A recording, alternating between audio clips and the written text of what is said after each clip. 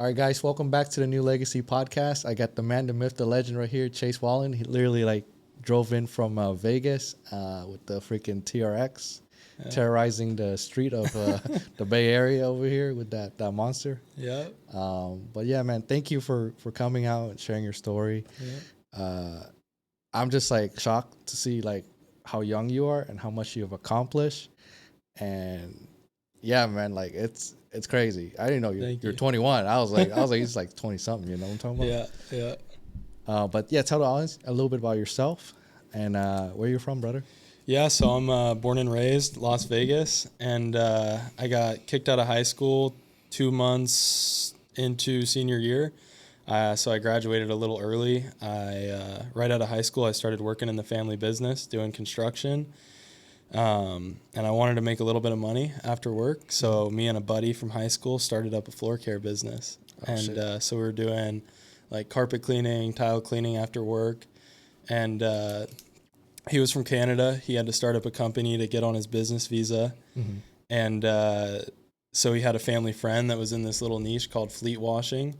Mm-hmm. And yeah, man, that's what Prime is today. So he called me one day and was like, look, man, like he was doing like 10, 15 grand a month in revenue, probably putting 10 grand in his pocket. Yeah. And he called me. He's like, look, I'm not a sales guy. I'm a numbers guy, right? Like, I need your help with this. Yeah. And so I sat on it for a couple weeks. The plan was always to take over the family business, and we just went with it. And it's a year and a half in. We're in 2 different regions, 3 different locations, and we're pulling in multiple 7 figures a year. Damn. Yeah.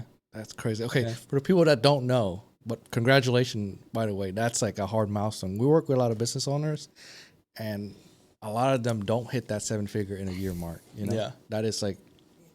Yeah, it was like a year and a half we hit it, and then we branched out to southern Arizona. Yeah. Gotcha. Yeah. So for people that don't know what fleet cleaning is, like what does Prime do?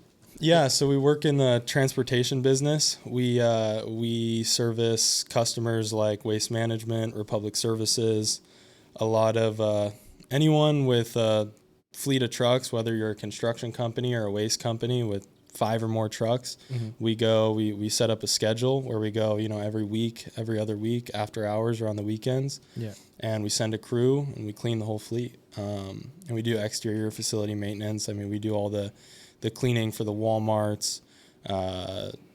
Like last year, there was a shooting at some Walmart in Vegas. We went out, cleaned it up, stuff like that. So we'll do like emergency call outs. We'll do spill cleanups. Yeah. So it's been cool, man.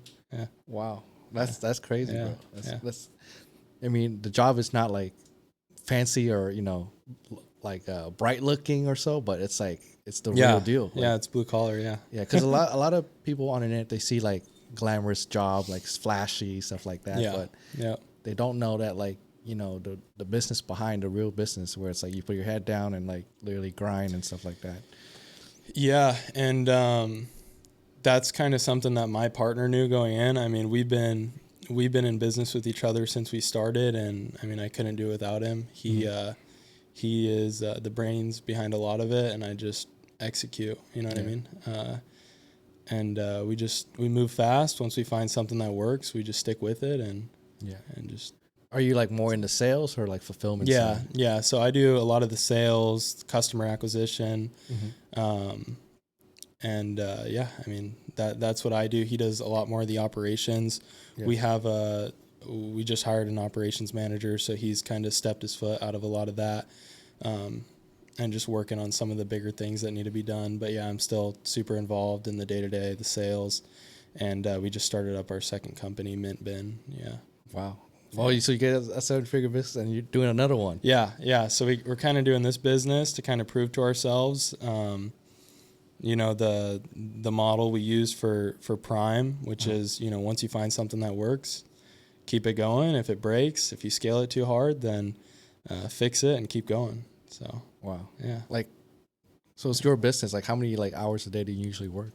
Oh, I mean, I work right now, dude. Like I probably got another 2 years, especially now that we started Mint Bin, another 2 to 3 years I work from 8 or 9 a.m. to 1 a.m. sometimes, 12 a.m. That's crazy. I'm at the office.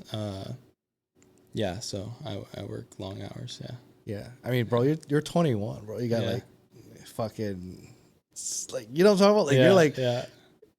people take years to get to where you're at, you know? Yep. And I'm not just like saying it to like, compliment you. I'm just like for real impressed, Thank you. because a lot of people I interview on my podcast, unfortunately, they start their life after, life like right after 18, and sometimes they go to jail. Mm-hmm. And that period is like, you know, Mm-hmm.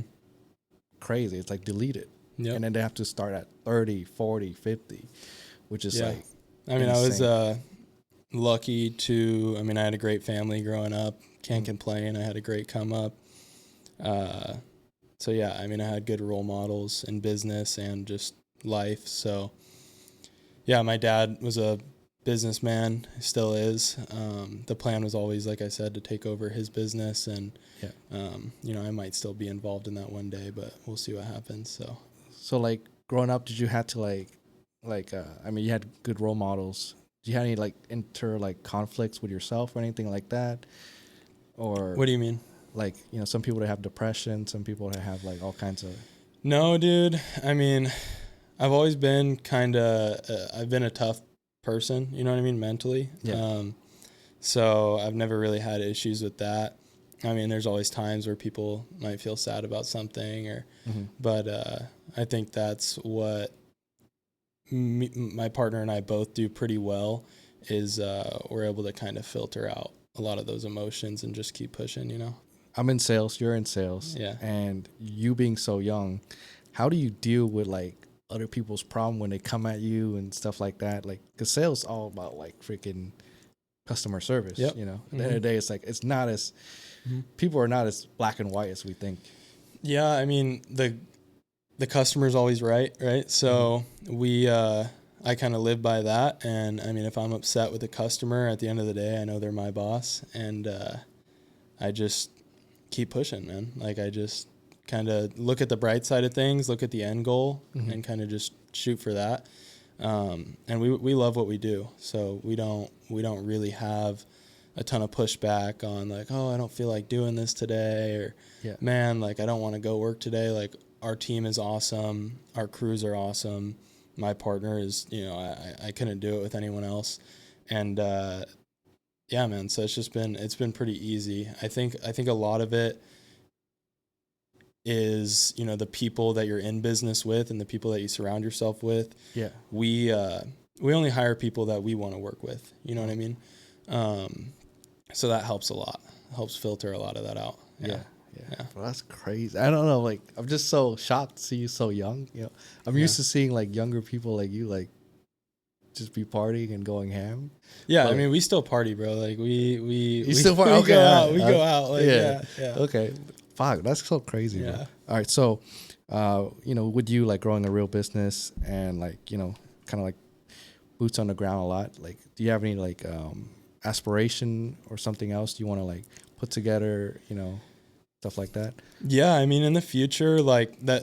So part of the reason we started Mint Bin was to kind of prove to ourselves that, what we did with Prime will work again.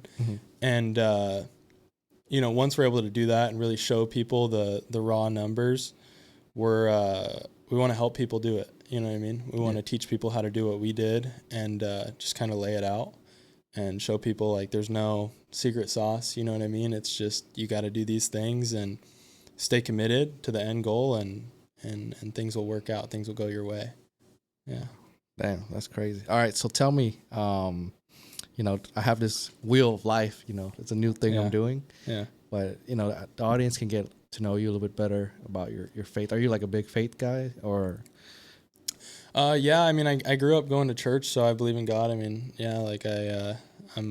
go to church, all the time. I just don't have time, but yeah, I went to a private Christian school growing up, and so yeah, I believe in God. I have faith, but I'm not, like a super religious person. Yeah. But yeah. Because I see like a lot of my friends that are, I don't want to throw them under the bus, Yeah. but I gotta tell them the truth. Yeah. Like a lot of people I see that's super religious, they always like pray but never do. Mm-hmm. You know what I'm talking about? Yeah. What is your opinion on that? Is it like they use religion? Like they'll as a pray crutch? about it and then Yeah, they they'll won't pray. put any action behind it. Yeah, Right? yeah. So I think that's just like, if you do believe in God, then I think it's just disrespectful, right? Like, I think if you're going to pray for something and you're not going to try your best and try to execute, I think it's, I don't think there's even a reason to pray about it then, right? Yeah. So yeah, I mean, if I do pray about something, then my goal is to execute, and that's what we do. So it's not, like I said, it's not crazy, right? Like, I'm not a crazy religious person, but I do pray sometimes. I should probably pray more, but yeah, I mean, you just got to execute. You got to move fast and just look at the end goal. Wow. So, yeah. Well, for real, like a lot of Yeah. people, like a lot of my friends too, they pray a lot. They're very deeply religious, but Yeah. I know them from like when they first start, and 10 years later they're still starting. I was like, oh shit, like Yeah. damn. And I know a lot of people like that, man. Like, it's I mean, it's pretty normal. That's what most people do, right? Yeah, I mean, that's why it takes so long for most people to execute and get things done. It's because, people hesitate, people procrastinate, people think they can't do it. Yeah. Like, growing up, I mean, did you ever work a normal job at all? Or Yeah. I, in high school, sophomore year, I worked for a garage door company. Mm-hmm. So that was cool. That was something my dad wanted me to do. You know what I mean? Just go to work see a what- normal job, see what it's like. Yeah. And, I worked for him. So he treated me just like any one of his employees. You know what I mean? I wasn't treated, I didn't get the silver spoon just because I was, his son always. Yeah. But yeah. Because me, I came from the employee background. Uh-huh. So like to go into business, it's like a whole like different world, Yeah. bro. Like before, I felt like I would just like, I just have to wake up and do these tasks, and I could just chill at the end of the night for a little bit. Yeah. But to like have control of your fate, that's like something else too. And a lot of time when you like, put yourself out there, you might not be received well, things like that. And sometimes like that's just like a, to go from employee side to the fucking business side is definitely crazy. But like, what is your experience, man?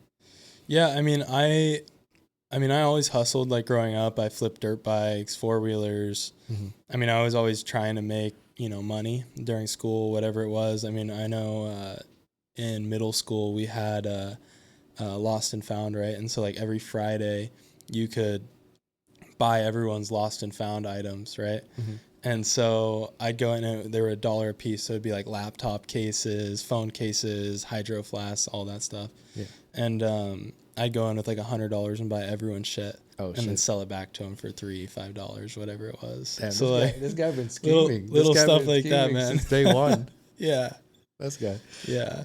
Yeah, but it's just like to have control of your life. Like I feel like a lot of people, I would say 90% of the population is like, employees, but they never got a chance to feel like that freedom, but also that risk.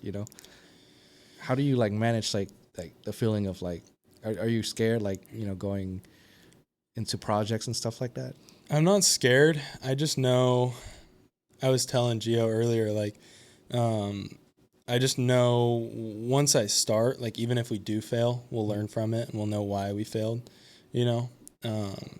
so knowing that doesn't make me scared, Mm-hmm. But yeah, man, I've never been scared to start. Like, I mean, when I left my dad's company and, got into business with my partner, that was, it wasn't scary. It was just like, man, yeah, I'm taking a risk. Like I could, my dad wasn't too happy I was leaving, what I mean? And, their minds have probably changed now. They probably look at it differently, but, yeah, it was nerve-wracking, right? Because, I mean, I was leaving a multi-million-dollar company that I could have taken over and been set, but I just wasn't. I just felt like so stagnant there. I think you just wanted to like prove yourself. Yeah. And that's amen to that, bro, because that's not easy. A lot of people, they just fall into comfort of that. Yeah. But yeah, I remember like, I mean, I started a bunch of business before this and it didn't work until I like really like focus on the client and like focus on the people. Every time I try to like make fast money, it doesn't work. Oh, no. I mean, there's no shortcuts. We've tried it too. I mean, there's ways, like once you have the knowledge of whatever your business is, whether you're in construction or HVAC, real estate, you know, fleet washing, whatever it is, you know, for us, when we branched out to Arizona, it took 3 or 4 months to get to where we were, what took us, you know, a year and a half to get to in Vegas, just because of what we already knew. And, you know, you have contacts now, you know, people, right? So yeah, it makes things a lot easier. But getting started's always tough. Yeah. Do you, you know, we talk to a lot of high performers. They usually have like a chip on their shoulder or like some things that like, you know, like a rock bottom moment or like something that's on their path that like made them switch to like be really focused in whether it's business or fitness or whatever it is or spiritual. Yeah. Was there any like moment like that you had that's like a turning point, you know, for you? No, man. I was always very money motivated until recently. And I think it's something that I learned from my partner. Yeah. Is I learned to just love the process of building the business more than you know, getting the paycheck, right? Yeah. So I just fell in love with building businesses and building our business. And so yeah, I wasn't really, no. Yeah. Bro, I wish I was like your age and kind of like got to know the stuff you know. Cause like there was a lot of struggle. I'm 30 now, but there was like a lot of struggle from 21 to like 30, you know? Yeah. No, he's proud, man. I mean, he helped me a lot. Like you know, I would talk to him a lot starting up the business initially. And I still do. I mean, I talk to him every day. I mean, my dad's like my best friend.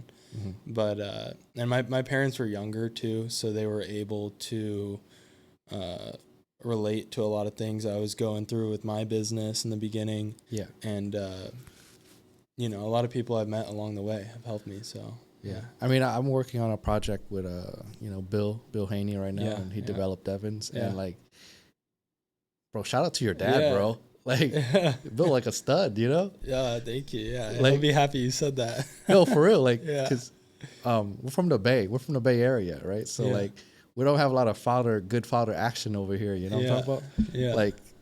Like, you know? Like, there's a lot of fatherless kids in the Bay Area. He's going to clip this and put this on his Instagram. Not good example, you know? So, like, bro, like, okay, so with that being said, you know, what are, like, some principles or lesson that you've learned from your dad that like help you kind of like stay solid, you know, because you're young. It's all these people pulling you left and right, all these influence, you know. I mean, growing up, I never saw him complain. And so that was a big thing. And he just never complained. He always came home. I have a lot of siblings, right? Yeah. And like, I know me, like I'm very impatient. I can't deal with the kids like he does, you know what I mean? I just know, like, because I've been around, like, I got, dude, like, my youngest brother, he's 5, my youngest sister is 2, you know what I mean? And my oldest sister's, like, 16. So he would come home to that and just be, like, you know, working longer days than I work now. Yeah. And everything would be fine, you know? And so I always tell my partner, I'm like, dude, I don't know how he does it. You know what I mean? And he does the same thing with his work. I mean, even his employees would tell me, dude, like, your dad's crazy. I remember one day we came into the office, and the week before, all the catalytic converters got cut off, like the whole fleet of all his trucks. Damn. And then 2 weeks later, right, we come into work, they did it again. Oh, wow. And he walks outside, and he's just like, okay. He's like, we'll get it fixed. He didn't even care. He was just like, whatever. Damn. And so I think he must have passed down good genetics. I don't know, man. Bro, that's crazy. I don't know. I'm low-key jealous, bro. I wish, you know, hopefully he's adopting, but I don't even know, bro. Because, you know what I'm talking about? Like, like I'm telling you, like, we don't, in the Bay Area where we're at, we don't really have a lot of good dad examples. You know? And I'm like, that's why we have so much like crime in it. Yeah. Shit like that, you know. Mm-hmm. Well, you But- said you're working with Bill Haney, right? Yeah, yeah. Tell I mean, he's a him, good example. But I'm saying like where I'm at, like, you know, the hood around here. Yeah, but tell him about my barber yesterday, bro. Like, Oh yeah. So, you know, I run Instagram ads. Yeah. And I met you on Instagram. Yeah. Because that's like where the new market is, you Mhm. know. And I think, you know, you're trying to get your brand out there. Yeah. And your message out there too as well. Damn, like I started at 28, 27, Yeah. but you 21. Oh, that's gonna be crazy. But yeah, we went to a barber and the barber was like Shakir, and he was like, "Hey, I'm gonna go on a podcast with Zoom tomorrow, whatever." And he FaceTimed me. He was like, Yeah, he was like, "No way, dude." I mean, we're all the way in Vegas, 8 hours away, and Yeah. he FaceTimed you. He just happened to know he's Devin Haney's uncle. Is that what it is, right? like they're in the same group. Yeah, He does their content. He does their Yeah. like some other stuff for them. Yeah. But yeah, man, like the world is really small. You Yeah. cannot really like screw people over and get No. away with it. So like that's what I learned in business. Mhm. The world's super small, and it's funny, bro. He FaceTimed me last night too. He called us earlier. I was teaching him how to like build out CRM and funnels and websites and stuff, Uh-huh. and he was like, "Hey, I see a name in there, Chase." I was like, "Yeah, that's the one that's coming." Oh, I was really? like, "Yeah, that's you have to." I don't know what CRM you need. You use. I use a high level. Okay, that's Yeah. same thing. Yeah. But I told people, I was like, hey, if you're gonna be in business, you need to track all of your like clients, leads, and stuff. Yeah. Yeah. Like, I think that's like the biggest Yeah. thing that people don't do. Yeah. You know, because yes, you might get a conversation with somebody, Mhm. but if they don't buy within the next 30 days, they might buy in the next 60 days. So you gotta like nurture that. Yeah, I've been. I always tell my partner, I'm like, dude, if you don't have your shit on your calendar, like you don't even like, what are you doing? You Yeah, know, yeah. There's no way you can remember everything you got to do. You know what I mean? Exactly, Like, there's bro. no way. And it's the same thing with high level. All your opportunities, all your leads, if they're not in there, they disappear. Yeah, You I forget about them. I used to DM like thing to like a link to Facebook and Instagram. Uh-huh. So anyone that like messaged me, automatically get put into my contact as a lead Oh, okay. on high level. Yeah. You do that too, or not yet? No, because I don't. A lot of my business on high level is B2B. Oh, so gotcha. you know what I mean. I'm going into businesses. We cold call businesses, and those are in my contact list. But I don't. Do you cold call too? Yeah. So like shit. when we're That's badass. we're setting up a call center right now for Mint Bin, Yeah. and that's been fun. But we. Yeah, man, like it's tough, but like I had to put together the whole calling script. I had to Yeah. kind of, dude, I did it for like 2-3 days on my own just to figure out what worked. And, now we're hiring agents. So That's badass, bro. Yeah. Cold calling is fucking oh yeah. Have you tried the SMS on texting high people? level? Yeah. Yeah. I haven't done that yet. I got bro, Do you get a lot on there? Black Friday, every Black Friday or like Yeah. holidays, Mm-hmm. like every holidays, I would be like, we got a sale, Yeah. Even though we don't have a sale, we got a sale, Yeah. This is the nicotine pouches, bro. Oh shit, Yeah. that's crazy. Check it out. I made these. They're their company on them right there. Oh shit, Yeah. Yeah, they're pretty cool. But that's crazy. no, not dip, but You yeah. can do that on YouTube too. Oh, You can? nicotine? Yeah, Yeah, you could do Zyn. It's Zyn, like the nicotine pouches. give me one. Let me try Yeah, this real hell quick. yeah. It's basically a cigarette without the tobacco. No, Oh, shit. no. It's nicotine salts. Do you get like, oh shit, I got fucking Yeah, you're good. two. Do you get like This is what gets me. This is do you get like high off of this? No. I mean, Maybe your first time. Maybe. Not high, like lean high. But I don't know. You might not like it the first time. I mean, I did before in the military. It's like Oh, you did Grizzly dip. or No, whatever? that Grizzly's way stronger, bro. Oh, Like, this is yeah. like the vibe. Yeah, this is Is this the sauce? these are the velos. So ouch. I do the Zins too, but the velos are good. I just started doing those. Wow, I'm already Yeah. feeling a little bit of it. Yeah. Damn, that's crazy. Yeah. That's crazy. Yeah, because when I first started my business, it was like a lot of like, why are you laughing? Can you see You're it? talking with With the thing. I just put it right here. Your top lip, kind of. I kind of sip down. I have like an overbite. Well, we could leave this in there, right? You could do nicotine. Oh yeah, leave it. You could do nicotine. No, I'm saying like you could do it on YouTube. Yeah. Oh, okay. People smoke weed on Yeah, exactly, dude. Hey, we have some podcast people do it. Oh. Yeah. Leave it as this is the thing about my podcast is like it's authentic, bro. I really trying to like I'm really intrigued by a lot of people I interview. Mm-hmm. Obviously, they pay me, but they also make a lot more than me. Yeah, So I'm like, how am I trying to make this money and get out of the hood? You know what I'm talking about? yeah. Like being born poor sucks, bro. We used to when I first came to America, I'm from Vietnam, right? We would go to a grocery store and my mom would pay in change. Really? Yeah. Like you know what I'm talking about? Quarters, Quarters, nickel, dimes. Yeah. And there'll be like a big ass line behind us.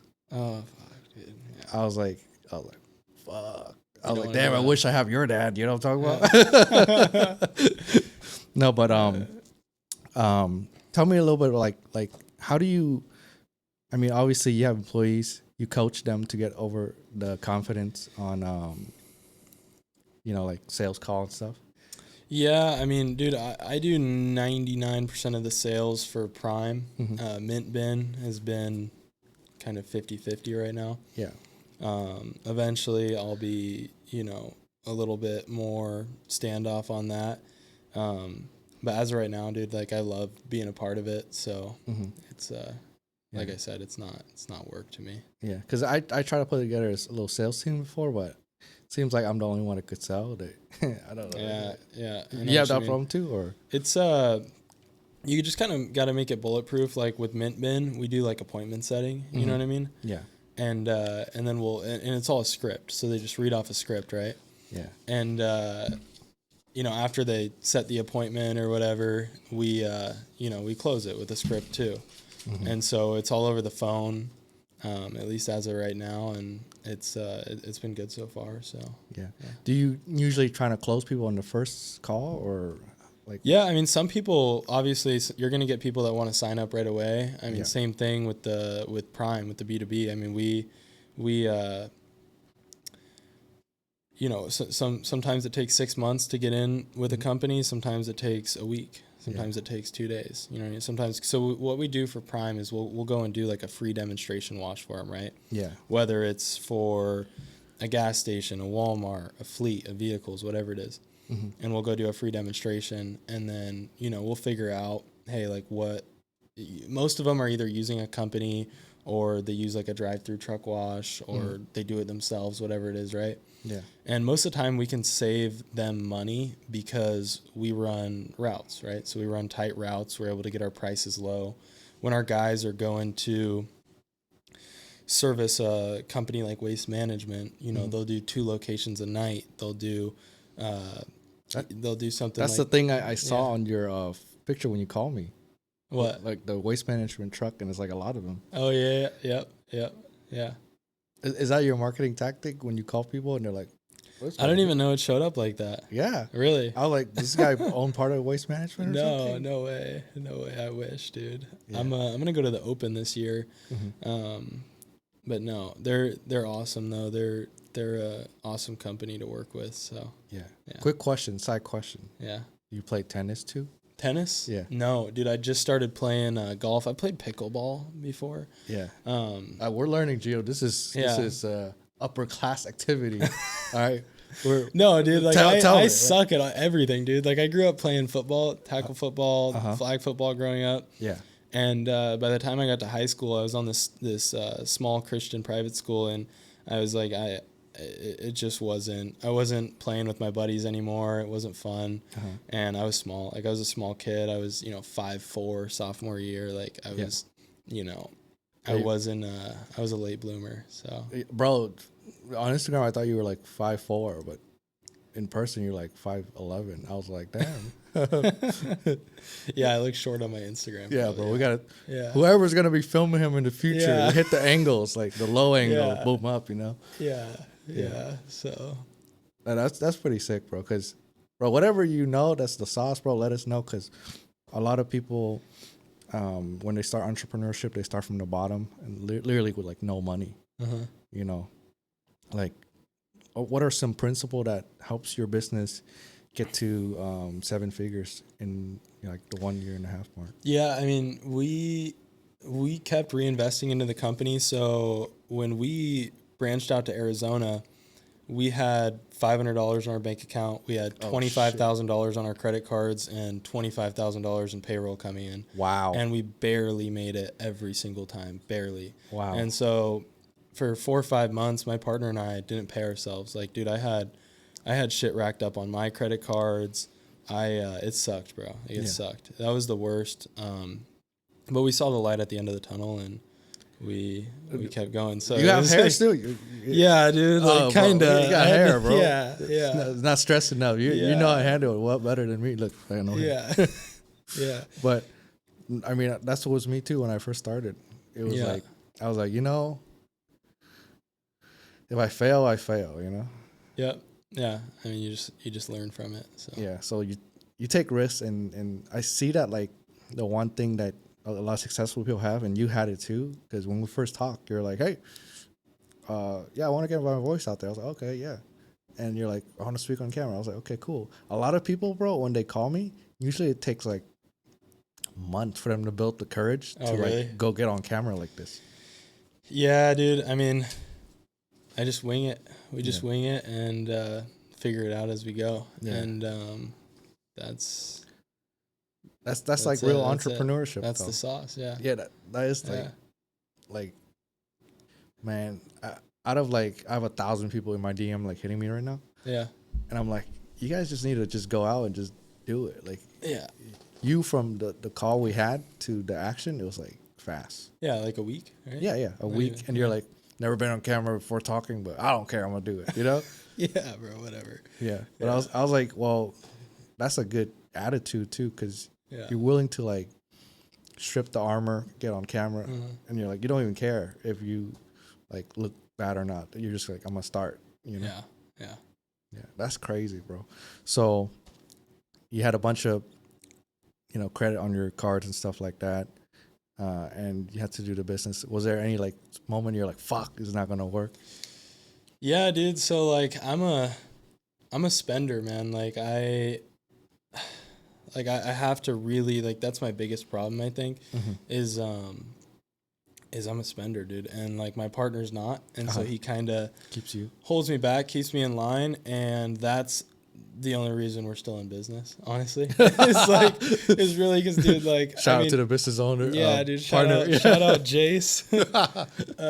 Yeah, man. Like I can be a dummy at times, and I'm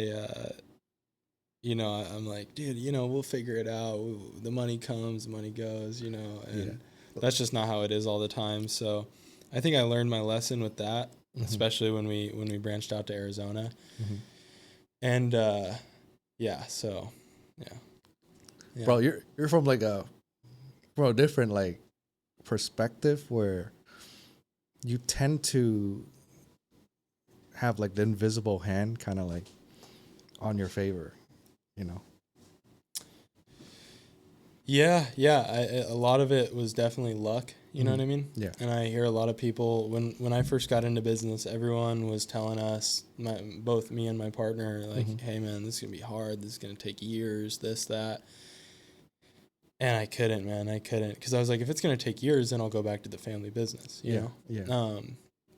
But I wasn't going to let it take years. So we just figured it out. And a lot of people aren't willing to do that. I mean, a lot of people would have been happy.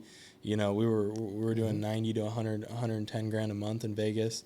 And a lot of people probably would have been happy with that and just been like, you know what, like, I'm not gonna go out there and do that. But we did, and we took a hit in the beginning, but it was worth it, and I don't regret it. And we learned a lot from it too.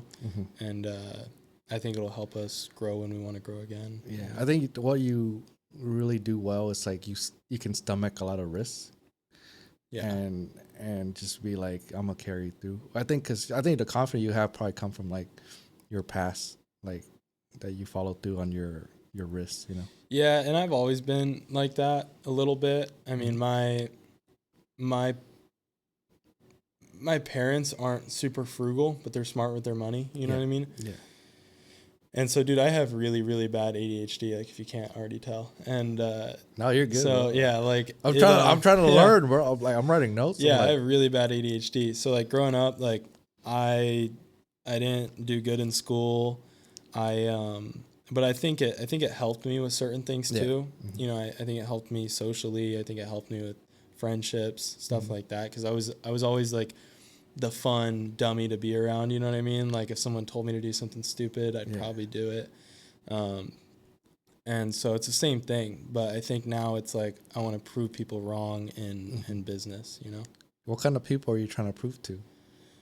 You know, there's a lot of people that you meet along the way, you know what I mean? And you don't even know it. Yeah. Like you'll I'm not going to say any names, but like you know, you just meet people, bro, and you know they pretend like they're friends with you and they're not. Yeah. And yeah, you just kind of learn from it and you're like, "You know what, man? Like I'm going to go take your business. I'm going to go do this. I'm going to go do that." Oh, And you have people that yeah. come in your business trying to steal your blueprint and shit? Oh, bro, like I see people I mean, I get guys that'll call me and they'll be like, "Hey man, like we wanna come look at your business. We wanna come check it out, see how you run things. Like, what's your address?" And I'm like, "No way, dude." Because as soon as you give them an address or a phone number, whatever it is, right?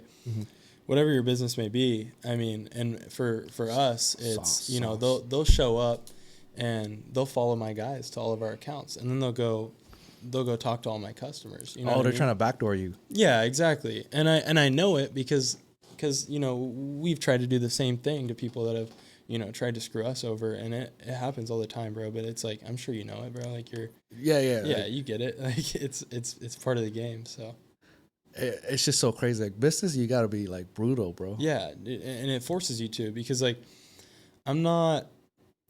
Like I try to be friends with all my competitors. Like my biggest competitor, like I'm great friends with. Like he calls me once a week, and but you know what I mean. Like there's always that guy that's like, Yeah. you know, just trying to start some shit. So Yeah.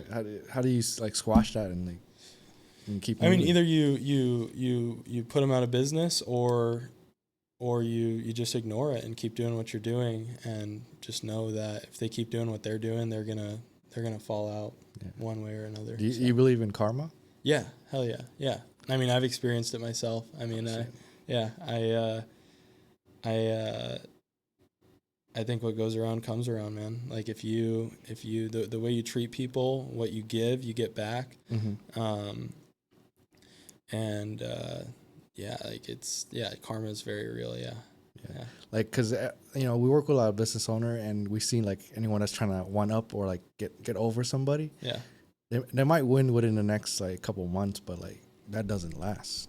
No, it doesn't last because people see through it, bro. Like especially even customers, vendors, like people see through that. And you know, when you come in and you're genuine and you're trying to help people, whether it's a company or you know you helping someone like me, people can see. You know what I mean? If you're trying to rake money out of them, or if you're trying to actually help them and help them excel in their business or their life, whatever they're trying to do. Yeah. I don't know what you gave me, but this thing is hitting. But like it's good though. It put dude. It not promoting stuff, but I'm just saying. Yeah. Kind of relaxes you and puts you in like a state where it's like you're just like a student again. Yeah, it's a nootropic, bro. Like I heard some scientists say that shit. Really? Like, it's a nootropic. Like it's good for you, bro. Yeah. No, I could think the fucking 4D now before I was thinking like, you know, 3 dimension. Yeah. 1 + 1 is 2, but now I can make 1 + 1 3 somehow, you know? Yeah, hell yeah. Have you ever been in like a besides business, like personal wise, have you ever been in a spot where you're like, fuck it, you know, this is like more than I could handle, or you know, like every time you reach a next level? Not yet, but probably just because I'm young. You know what I mean? Yeah. And I'm still fresh. I'm new to business. Yeah. And I'm sure it will come. I mean, there's been times where it's, you know, probably gotten close, but not horrible. So I think time will tell with that one. Yeah. Yeah. I mean, a lot of people from seeing this podcast of you going out and sharing your story and stuff, they're gonna follow your journey, bro. Yeah. They're gonna be like, there's always like haters online too. I'm Mhm. starting to get some haters, which is like pretty cool, Yeah. because they kind of help push my content out. Yeah. But like, do you have any haters yet? Not yet. I mean, I definitely got people that used to like me that might not like me, but not a ton where they're like haters online. You know what I mean? Does it like affect commenting you? on my shit? Does it affect you? No, it doesn't affect me. It sucks. Like we were talking about earlier. It sucks when you thought that you had like a real friendship with. For me, it was a supply company that we used to buy equipment from, and the owners I was really close with. Yeah. And we stopped buying shit from them, right? Because it was just too expensive. We grew out of it, and we learned how to do stuff cheaper and make our business more profitable, right? Yeah. And yeah, dude, like they just kind of cut us off after that. And I was just like, man, like, dude, I used to go out with this guy. I used to, I'd go over to his house, family dinner, met his kids, you know what I mean? And then, you know what I mean? People just cut you off as soon as you start spending money with them. Yeah. Or like, I mean, which sucks because you can help them in other ways. You know what I mean? That's what I'm saying. Yeah. Like if your goal is to like really help people, the path will like open up easier. Everyone has like their guards down, up, Yep. And in business, that's why I realized I'm only like 3 years into this. Yeah. This online stuff. Oh, you're doing good, man. I mean, thank that's you. how I found you. Yeah. But like, how do you say it? There's so many people like that are kind of in the same media space, and every time I have a client or something, they'll just like trying to backdoor me. Yeah, I mean, though, especially for you, right? Because a lot of your stuff is public. Yeah. Yeah. Everyone can see what I'm doing. Exactly. Yeah. So, guys will go in. I mean, you got big clients like Wes Watson, Wade, what you're doing, Devin now.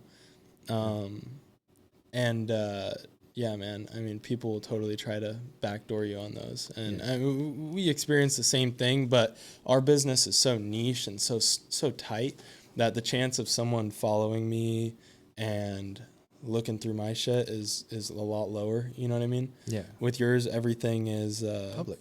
Everything's public. Everything's, you're trying to get views on it. You're pushing it out there. Mm-hmm. And so people are gonna, DM those guys you're posting. Hey man, I saw what Zune was doing for you. Like, I could do the same thing for this price. Like, what's he charging you? That's it's just bad business. The best thing they should probably do, and if you're listening, you should, is reach out to Zune and say, hey man, how are you getting these customers? Yeah, I want this. Yeah, because I'm just like, how do you say it? Yeah, like. I had like I took an IQ test. It was like pretty high. It was like 140. Okay. I paid like $50 for the IQ test. Yeah. And when I really trying to scheme and like trying to make money, I don't make any money. But when I really like, let me just like help people, or like, it's kind of vague, but like, let me just like dive deep and like just trying to figure out the story behind this person and why they're like that. Yep. We get like way more engagement on your videos, and I don't know. People can see it, bro. It's 2025. Yeah. Same thing here too, bro. Like I was actually last week. I was on the phone with a company that does the same thing as us in California, and I said, "Hey, man, like we get a lot of work out in Cali. Like we get our customers ask us to do work for them out there. Like, would you be willing to do like sub work?" Yeah. And he calls me back an hour later. He's like, actually, man, I got something for you right now. You know what I mean? And it's, now he's tossing me accounts. I'm tossing him accounts, and it's a good relationship, Yeah. So that's what I mean by it's better to be friendly with your competition than to try to create enemies. And I made that mistake early on too. You know? Wow. Like I tried to just compete with them and, be that guy, but it's just not it's not the smart way of doing things. Even if you can do it, just not good in the long run, right? So man, I have 130 clients right now, and some of them are pretty wild. Yeah. A hitman's only 10K. You know what I'm talking about? What's that? A hitman's only 10K. Yeah. You know, so like in business, 10K is nothing. Oh yeah. And people like. I don't have any enemies. At least I try not to make any enemies, Because I know, like, in the long term, people can, like, attack you from different directions. Yeah. I mean, especially if you're putting stuff out there online, it's a scary spot to be. Yeah. But, like, I don't know. I mean, if you're in the service business and you need clients and stuff like that, and when you put content out there, like, people are going to buy you first before they buy anything from you. That's what I'm seeing. Yeah. And, you know, I always give kudos to, like, the people that, like you and that are in, like, less of a flashy business, because I know, like, behind that's a lot of hard work. Yeah, man. And I get a lot of kids that reach out to me too, like, especially, you know, just people that have followed me forever, you know what I mean? And they'll reach out to me and be like, hey man, like, I want to kind of get into the same business. I live here now, or I want to, how'd you do that? And I'll tell them, I'll be like, dude, just do this, this, and this. Like, just go in here, say this, say that. And now a couple of them work for me. Oh, shit. Yeah. Do you get, like, butt hurt, or, like, so, like, when you tell people what to do and you pour into them and they don't do anything? Yeah, no, I mean, I kind of expect it now, right? Oh, so shit. like I'm kind of impressed. Like, when people actually do what I tell them they should do. And I try to do the same thing too. When, you know, my dad gives me advice, or my partner gives me advice, or one of my peers, I try to take it in and actually apply it. And then if it doesn't work, I tell them, look, that doesn't work. We've already tried that, or, you know, I tried it, but it didn't work. Or if it does work, you know, sweet, hey, thanks, man. Like, what can I do for you? You know? So yeah, I mean, it's cool in that way. Yeah. So you're in sales. What would you say it's like when you're connecting with clients or talking to clients? Is it like the energy more, or is it a sales script more, or is it like? No, man, like, I don't really follow like a script. Every customer is different for us. So like, I just go in and try to save them money. And I know if I can save them money and do a better job with whatever it may be, then, you know, now or down the road, I'll eventually get them. Yeah. And I think if you just go in and genuinely try to help people out, then you can do that. Waste Management, they're one of our bigger customers, for example. We saved one location like $108,000 this year. Damn. Just one location. What? And so it's cool to see those numbers come back and be like, damn, like, we're really, you know, making a difference, where this company can put those budgets somewhere else, or whatever. Take care of their people and stuff like that. That's crazy, man. Exactly. Damn. Like, to see, like, for me, like, when I first start to get, like, client testimonials and stuff and results, I'm just like, whoa. Yeah, dude. Yeah. And I'll give you one too. Oh, yeah. I appreciate you. But, man, tell me more. So, like, you're a fate guy, but you're just waiting. You're a fate-based guy, so, like, you're just waiting for, you know, down the line, I'm sure you're going to be on more podcasts and share more, like, stories like that, because a lot of the fitness or business owner I would say, like, within the 5th or 7th year, they become very religious. I don't know why, but it's like. Yeah, I've seen that too. And I think it's a time thing too. You know what I mean? Like, it just happened to line up with this, that I had time to come out here and do this with you guys. Yeah. And, like, I work weekends, bro. Like, I don't. Oh, you work 7 days a week? Yeah, bro, I work 7 days a week. Oh, shit. And it's not because I have to. It's because, like, you wake up and you're like, what else do I do? You know what I mean? Do you get so used to it? Like, you guys know? Yeah. You know what I mean? Like, we don't even know what day it is most of the time, bro. Yeah, dude. Like, you know, you just wake up and you're like, well, there's shit to do today. Like, let's go get that done, you know? And, yeah, so it can affect relationships in that way. And that's kind of shitty, but it's good on the other side of it. So, but a lot of people, they tell me, like, hey man, money don't matter. Why are you working so hard? You know, like, what's your work-life balance and stuff like that? Yeah, I mean, money definitely matters in my opinion. I like a lot of things that money can buy, and yeah, man, I don't agree with that at all. Yeah, I mean, I think if you don't have money, you can't include your friends and family and your experiences. I think it just doesn't make sense. I think it's an excuse that people use to make themselves feel better. You know what I mean? Oh, 100%.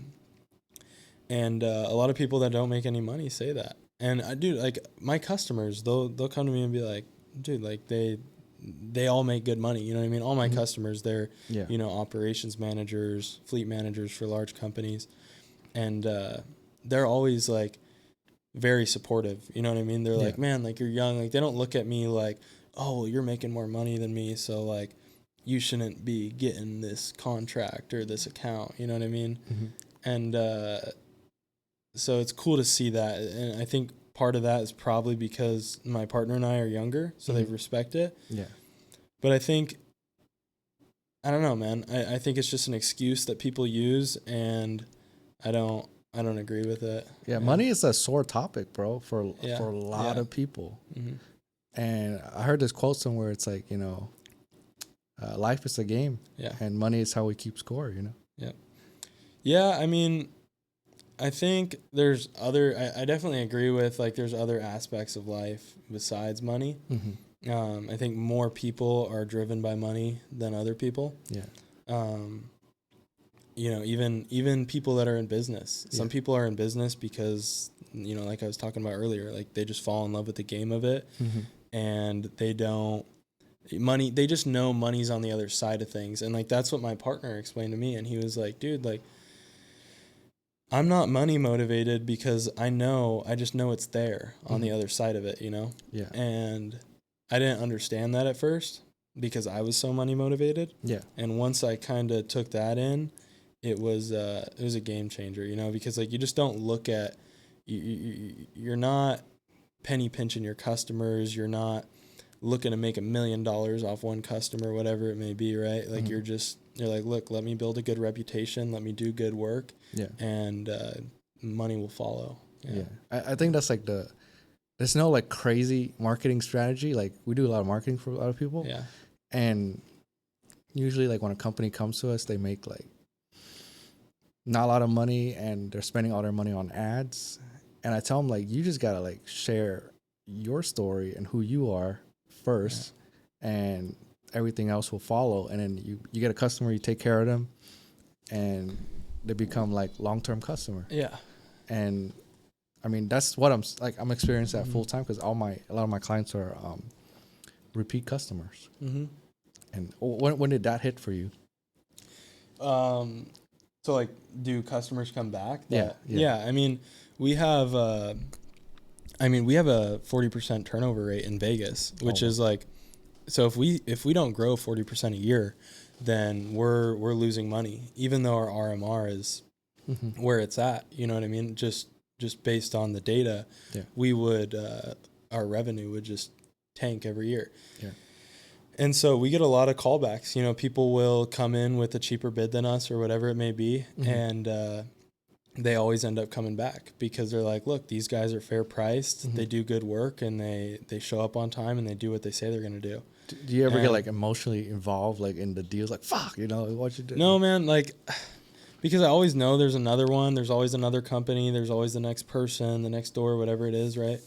And no, I try not to get too emotional about it. Sometimes it's hard because sometimes you just get so close. Yeah. And at the very end, you're like, fuck, man, like, it didn't go through or whatever it is, right? Yeah. But it always comes around. So, and like I was telling you earlier, like, some customers, you know what I mean? You'll go in, it takes a week to get in, 2 days to get in. Sometimes it'll take 6 months to a year. Yeah. There's customers, dude, that I've been trying to get, and then I know I can help and do a better job for, whatever it is, for, you know, since day one, that I'm still not in with. Wow. Yeah. So, like, you have a abundant mindset. I don't know if anyone ever told you that. Yeah. Yeah. Like, I've heard that. Like, you're just so chill about everything. But I know you work really hard behind the scene. But like, when did that abundant mindset like kicked in for you? I don't know, dude. Like, I think I've always kind of had it. I think it's just because I wanted money, and everyone told me how hard it was going to be to get it. Yeah. And I mean, I just looked at everything, and I looked at family, friends. I looked at, you know, people that had money, people that didn't have money. Mm-hmm. And, yeah, man, like it was just kind of always there. Like, I don't think it was like something that happened. I don't think it was, if it was, I can't pinpoint it. So, Yeah. Is there any like particularly like crazy marketing strategy that you have to acquire so many like customers, or is it just like the power of like goodwill? Or no, like, man, I think a lot of it might be goodwill. You know what I mean? But a lot of it's just talking to people one-on-one, like me and you talked, right? Yeah. That helps a lot, right? Because like there's a lot of guys like you, right? Mhm. They'll send you a DM, you know, some freaking AI bot or whatever, Yeah. right? That's the thing I hate, bro. That's the thing I hate. And like it's like, bro, like I'm not. No, like it just goes to your message request or whatever. You know, same thing when you're talking to a customer face to face or on the phone. I talk to most of my customers face to face before I ever speak with them on the phone. Wow. And so I think that builds a lot of trust, and it's like, well, this company's really around. Like he showed up here, he wants to help me. Yeah. He came out here today, told me what he could do, whatever it is. And it just works, bro. And I've walked into offices before, and they're like, thank God you're here, dude. Like I got all these other companies calling me, but no one just walks in and talks to us. That's the sauce right there. Yeah, the man. Sauce So that's a big thing, and people are just afraid to get out there and, you know, step foot in some random office. And that was me, bro. yeah, That was me. yeah. I was. It was just like it took me so long Yeah. to. And to it have might that have been for me, bro. It might have been because like my partner's from Canada, right? So like if this company didn't work out, he had to go. He had to leave the States. Oh, so he burned the ship, bro. Like we're burning the ship, or like the whole thing's going down. You know what I mean? If it doesn't work, so we made it work, bro. Like I mean, there was definitely tough times. Like it sucked, bro. Like we literally started. Bro, my partner started the company in a U-Haul. Like he would literally go to U-Haul every day, pick up a U-Haul, load his water tank, load his pressure washer, a little pressure washer he got, right? Yeah. And then go clean a couple fleets he had, and then drive back to U-Haul, unload all his shit into the back of his pickup, and drop the trailer and do the same thing every morning. Yeah. I mean, I need to hear more of that. That's real sauce. Because like a lot of people think business, like when you first step in entrepreneurship, somehow you're just gonna be rich without like actually rolling up your sleeve. You know? No, I think a lot of it's because people don't have role models too. I think mentors are a huge thing. Yeah. Do you work with any mentors right now, or? Dude, like I've offered, you know, a lot of times I'll reach out to people that I, you know, if I see them doing something that I want to learn how to do or whatever it is, and I'll reach out to them and be like, and I'll offer them money to mentor me, right? Yeah. Every time I've done that, they're like, no, I'm not going to charge you, but like, let's talk. You know? That's sick, dude, bro. Like that's seriously. Sick. And it might be because I'm young and they want to help or whatever it is. But it's cool, man. Like people want to help. I think people are so used to like the cold business world though, you know what I mean? Where just everything's cutthroat. And so when I reach out to someone and they're in that world and they, you know, and I ask them for mentorship or advice on some specific topic or task, whatever it is, you know, they usually hop on a phone call with me and help me out with it right there. So. Wow. But you're not afraid to ask. So that's like a fucking. Yeah, no, I mean, honestly, dude, like that's 50% of what got us where we are so fast is because we took so many shortcuts just not making other people's mistakes. You know what I mean? Damn. Because of reaching out to people that were already in the same industry or the same niche. You know, people know things that you don't know. And like we're in a business that, you know, is blue collar, a lot of older guys run, so we might have a couple things that are like new ways of doing things. Yeah. But they know, you know, the real business side of it. They know the pricing. They know for our business, right? They know the wash processes. They know the chemicals. They know they have the chemical knowledge and the equipment knowledge. And so when you talk to those people, you're able to save yourself a lot of time and money. Yeah, I mean, you got the respect down, bro. Like you got the, how do you say it? Like it's like I kind of wish I have all your lessons at 21. You know, because at 21 I was still a little bit dumb. I was doing a lot of dumb stuff. You know. Yeah, dude. I mean, I got buddies from high school, and like, dude, some of my best friends from growing up, like, I don't even talk to anymore. Like, Yeah. they're just, you know, we just went on different paths, and I'm happy I don't talk to them anymore because they're not where I want to be. But you know, they're still good people, and yeah, man, like the people you're around, the people you surround yourself with, and the people you ask advice for or from are the people that'll get you the furthest. So, wow. So you sculpt them out. You're like, all right, this guy. No, not really, dude. Sometimes you meet them. Like sometimes you just meet them, dude. Like I don't know, dude. Like I don't know if I just get lucky sometimes, but like I'll be talking to my partner about something a day before, and I swear, like, I'll go to the mall or something, right? Or I'll go do like a sales training with some of my door-to-door guys, whatever it is. Yeah.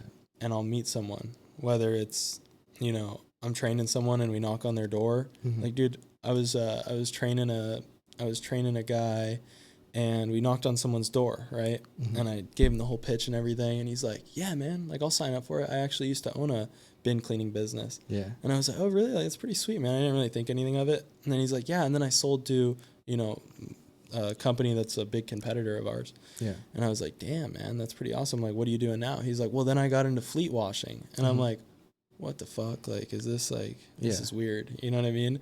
And so you just meet people, man. And I think if you get out and you hustle and you just do what you know you're supposed to do every day, then good things come.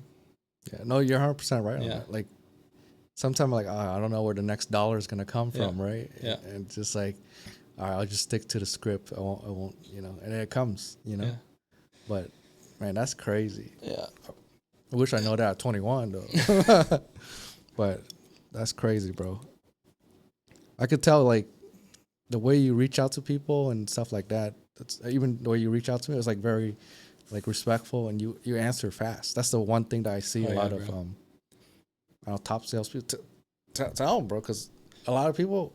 Oh, dude, I can't stand it, bro. Like slow people, man. Like, and I'm not trying to like, you know, brag or anything, but like, dude, some people are just so slow at getting things done, whether it's, you know, responding to a text message. Dude, I can't even stand, like, if someone, like, likes my message or hearts my message, and it says, like, I have, like, an open message, I have to click it just so it doesn't say open. Like, it's crazy, bro. Like, you have a OCD or what? Not OCD. I think it's just, I don't know. That list will get so far down because I talk to so many people all day. Yeah. That by the time 4 customers text me and a family member texts me or you text me, whatever it is, and I got 15 of those and fucking 10 messages from customers and one from you and one from my family, whatever it is, like it's just like, fuck, bro. Now I'm spending, you know, 15 minutes responding to everyone or 5 minutes responding to everyone. Like, I just kind of do things on the go. Yeah, I seen like that trait because we have a lot of clients that are like 10 million a year or plus, you know? Yeah. And they, no matter how busy I'm not there yet. I mean, they answer like 2 seconds. Yeah. And I'm like, fuck, like they're obsessed. Yeah. You know, what kind of advice would you give someone that's like starting out their business and they don't have like, I guess like a lot of cash or something like that? Like, yeah, I mean, I would, they don't have a lot of cash. Yeah. Let's say like someone wants to start out a business similar to yours, something like that. They don't have a lot of cash, connection, stuff like that. What are some like first step they can do? I mean, go work a 9 to 5, save up enough money to, you're saying my business? Yeah. For example? Yeah. Save up enough cash to go buy you know, whatever equipment you need, go rent something if you need to rent something, and just do it, man. Like if it's, I mean, most businesses, dude, unless you're trying to start, you know, a steel factory or you're trying to buy a fleet of cement mixers or a marketing company, whatever. Dude, there's tons of kids that I know that start up marketing companies and they don't buy their equipment until they get their first client, you know what I mean? And they're paid. So what you should do is go out, get your first customer and figure it out. just figure it out, man. Like if you can call around, I don't know anyone that can't call their family, friends, everyone they know in their contact list and say, hey, here, this is what I'm doing. This is my idea. I need this much money to do it. You know what I mean? Yeah. And I heard when I first started my business, I watched this documentary on Michael Rubin, the owner of Fanatics. And he started up a ski shop when he was 16, I think it was. And his parents wouldn't give him the money. He went to his neighbor's house, and his neighbor gave him $13,000 to start up the ski shop. Damn. And the whole thing went under. Something crazy. Yeah. And he wasn't able to pay back the ski shop, but he just figured it out. And he did something else. He shoveled snow, whatever it was, and he got out of the rut. And people couldn't sue him. You know what I mean? Because he was 16. Yeah. Oh So, shit, that's yeah, smart. dude. Wait a minute. He's honestly been like a huge inspiration as far as like celebrity entrepreneur. Yeah. He's been pretty awesome. Some other guys I watch are I watch a lot of that Bradley podcast. Bro, you gotta get on, bro. You gotta get on that podcast. I know, dude. Soon, like, yeah, you know, like, because the thing is, man, like, there's not a lot of young people like you that kind of have the mindset, the abundance, like the stuff, like the hard work and stuff like that behind them. Because the Gen Z, like, or younger generation right now, they're kind of like not want to get uncomfortable. Yeah, my parents ask me all the time. They're like, why are you friends with all these 40-year-olds? Like, isn't it weird that these 40-year-olds are friends with you, or like 30-year-olds? And I'm like, dude, no, like I don't really get along with people my age, besides like my business partner, and I have another buddy, but I don't hang out with anyone my age. Like I literally don't. And it's just because I don't get it. Like when we first branched out to Arizona, we had an Indeed ad out. We were hiring labor, and I hired some frat kids because we started up in Tucson. And dude, I was just like, no fucking way these kids are my age. Like I just didn't get it. I couldn't even comprehend it, dude. Like it was crazy. And yeah, I mean, a lot of, like I was saying earlier, like a lot of success comes from your peers who you surround yourself with, and it's super true. And I hang out with a lot of older people, like just because, and it's not because I want to, it's because that's just what happens, because the places where I'm at, you know what I mean, where I like to go, there's not a lot of young people. So yeah, that's crazy. Because I mean, what you're telling is the truth, man. Like I experienced that, like, you know, growing my business too as well. And I don't know, it's like the culture or like the media or something, you know? Yeah. What do you mean? Like they just have all these kids like 20 to 30 like out there partying while like, no, man, they just joke too much. Like everything's a joke, you know? And that's fine. Like it's cool. And like a lot of kids, like, dude, you see kids that you know, make a brand out of it, but it's rare, you know what I mean? But then everyone's trying to be that's our age, and it's it just doesn't always end well. So yeah, I mean, but not everyone needs to be like that, you know what I mean? Not everyone needs to not everyone wants the same shit, you know? So it's just it is what it is. Yeah, no, that's good, bro. Fucking yeah. All right, let me ask you some more question right here.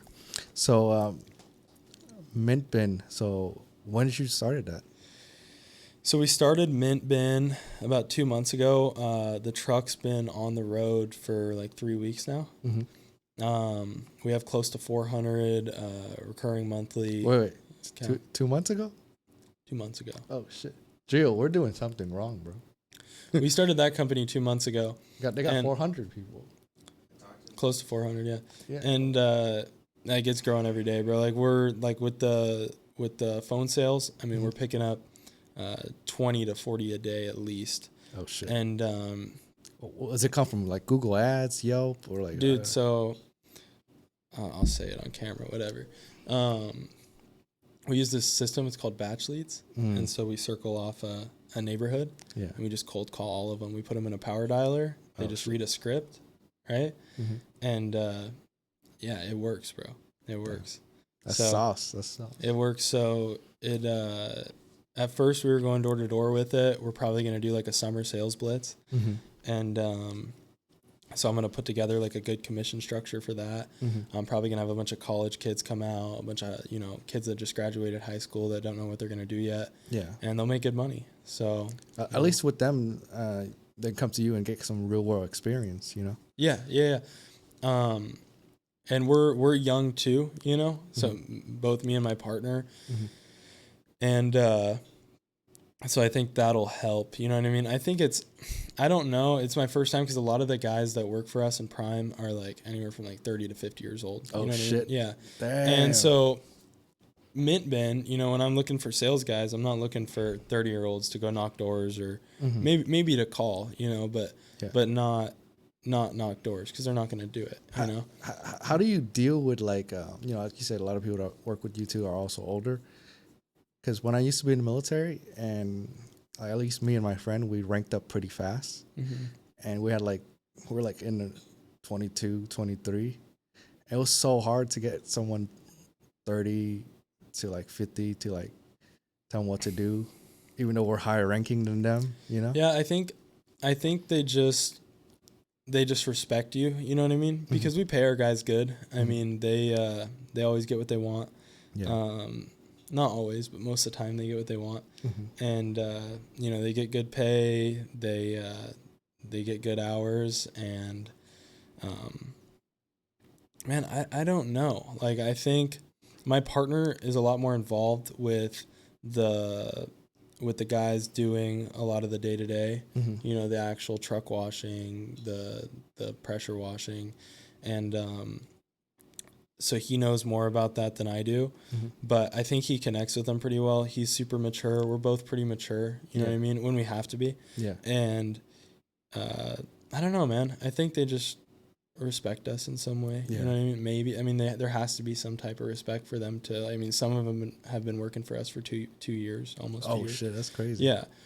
So I think they like it here, and yeah. So I don't know. I think they're doing something just right. comfortable. You're doing something right. Yeah. You're doing something Yeah. right. Because I know business is like, you might be in a good spot today, but and I think at the end of the day, bro, like if you give people work, you give them a solid job, and you treat them like people, and that's something I learned from my dad. Is like, I was in the field one day when I was working for him. I used to deliver equipment, and I asked one of his guys. I was like, "What?" He had worked for a bunch of different construction companies, and I was like, "Why do you still work here? Like, what's different about Wallin?" And he said, "Your dad treats everyone like humans." You know what I mean? And that's the one thing I don't hear a dude. lot in business. Yeah. Your dad treats everyone like humans, and so I try to do the same thing. And when people mess up, you know what I mean? We've hired guys back that we've laid off or fired, gotten rid of, and they've come back and proved themselves. You know what I mean? And been some of our greatest guys. And so I think giving people second chances, just showing them what you need done, and then if they fuck up, you know what I mean, again, then it's like, all right, man, like we got to cut ties. But when the other guys see that too, right? One of their coworkers has to leave because he's fucking up or whatever it is. Yeah.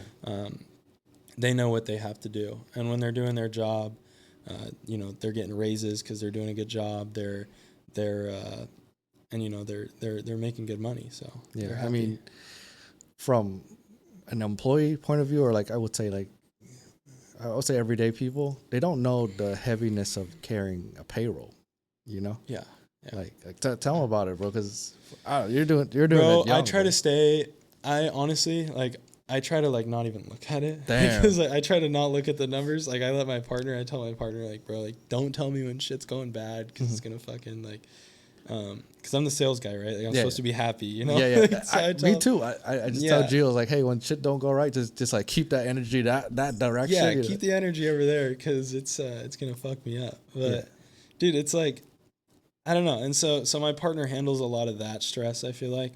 And dude, I think when I went into business with him, a lot of people were like, oh man, partnerships are scary, man. This, that. And I agree. Partnerships are scary.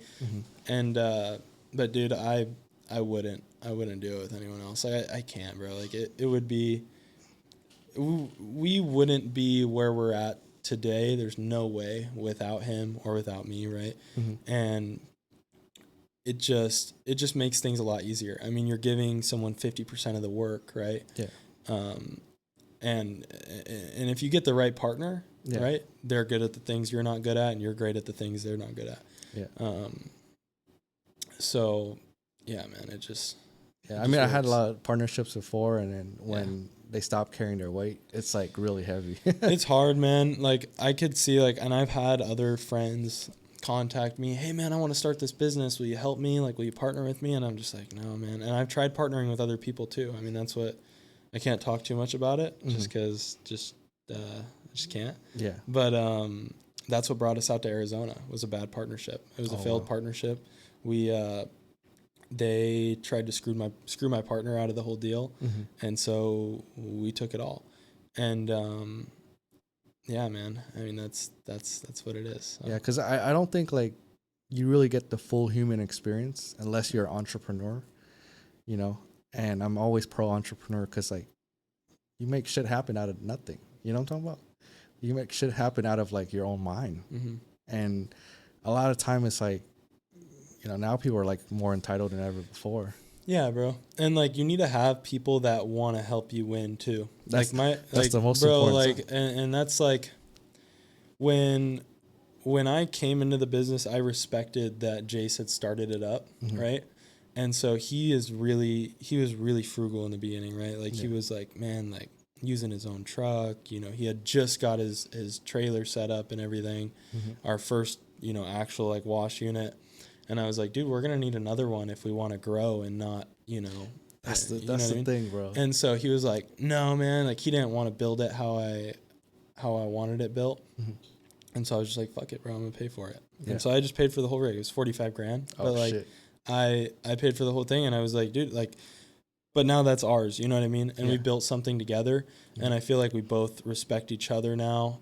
And, you know, I think a lot of people aren't really willing to sacrifice things like that, you know what I mean? Yeah. And it might be because they don't really believe in, you know, their partner or the business they're in full-heartedly, you know what I mean, or completely. And I did, so we went for it, and it worked. So yeah, like I mean, sales is a lot of just pure good energy too. Yeah, you know, like how is there any like routine you do to like keep your energy up? No, man. I mean, there's been times where like I've been pissed off, you know what I mean? And there's been times where I don't feel like selling today, but you just start selling and you get in the groove, and you know, something happens, something good comes out of it, and now you're happy. You know what I mean? Now you're having a good day because you just sold now you're making an extra $8,000 a month, $5,000 a month. Yeah. Because you just sold one account today, whatever it is. And it's just the adrenaline you get, you know what I mean? Yeah.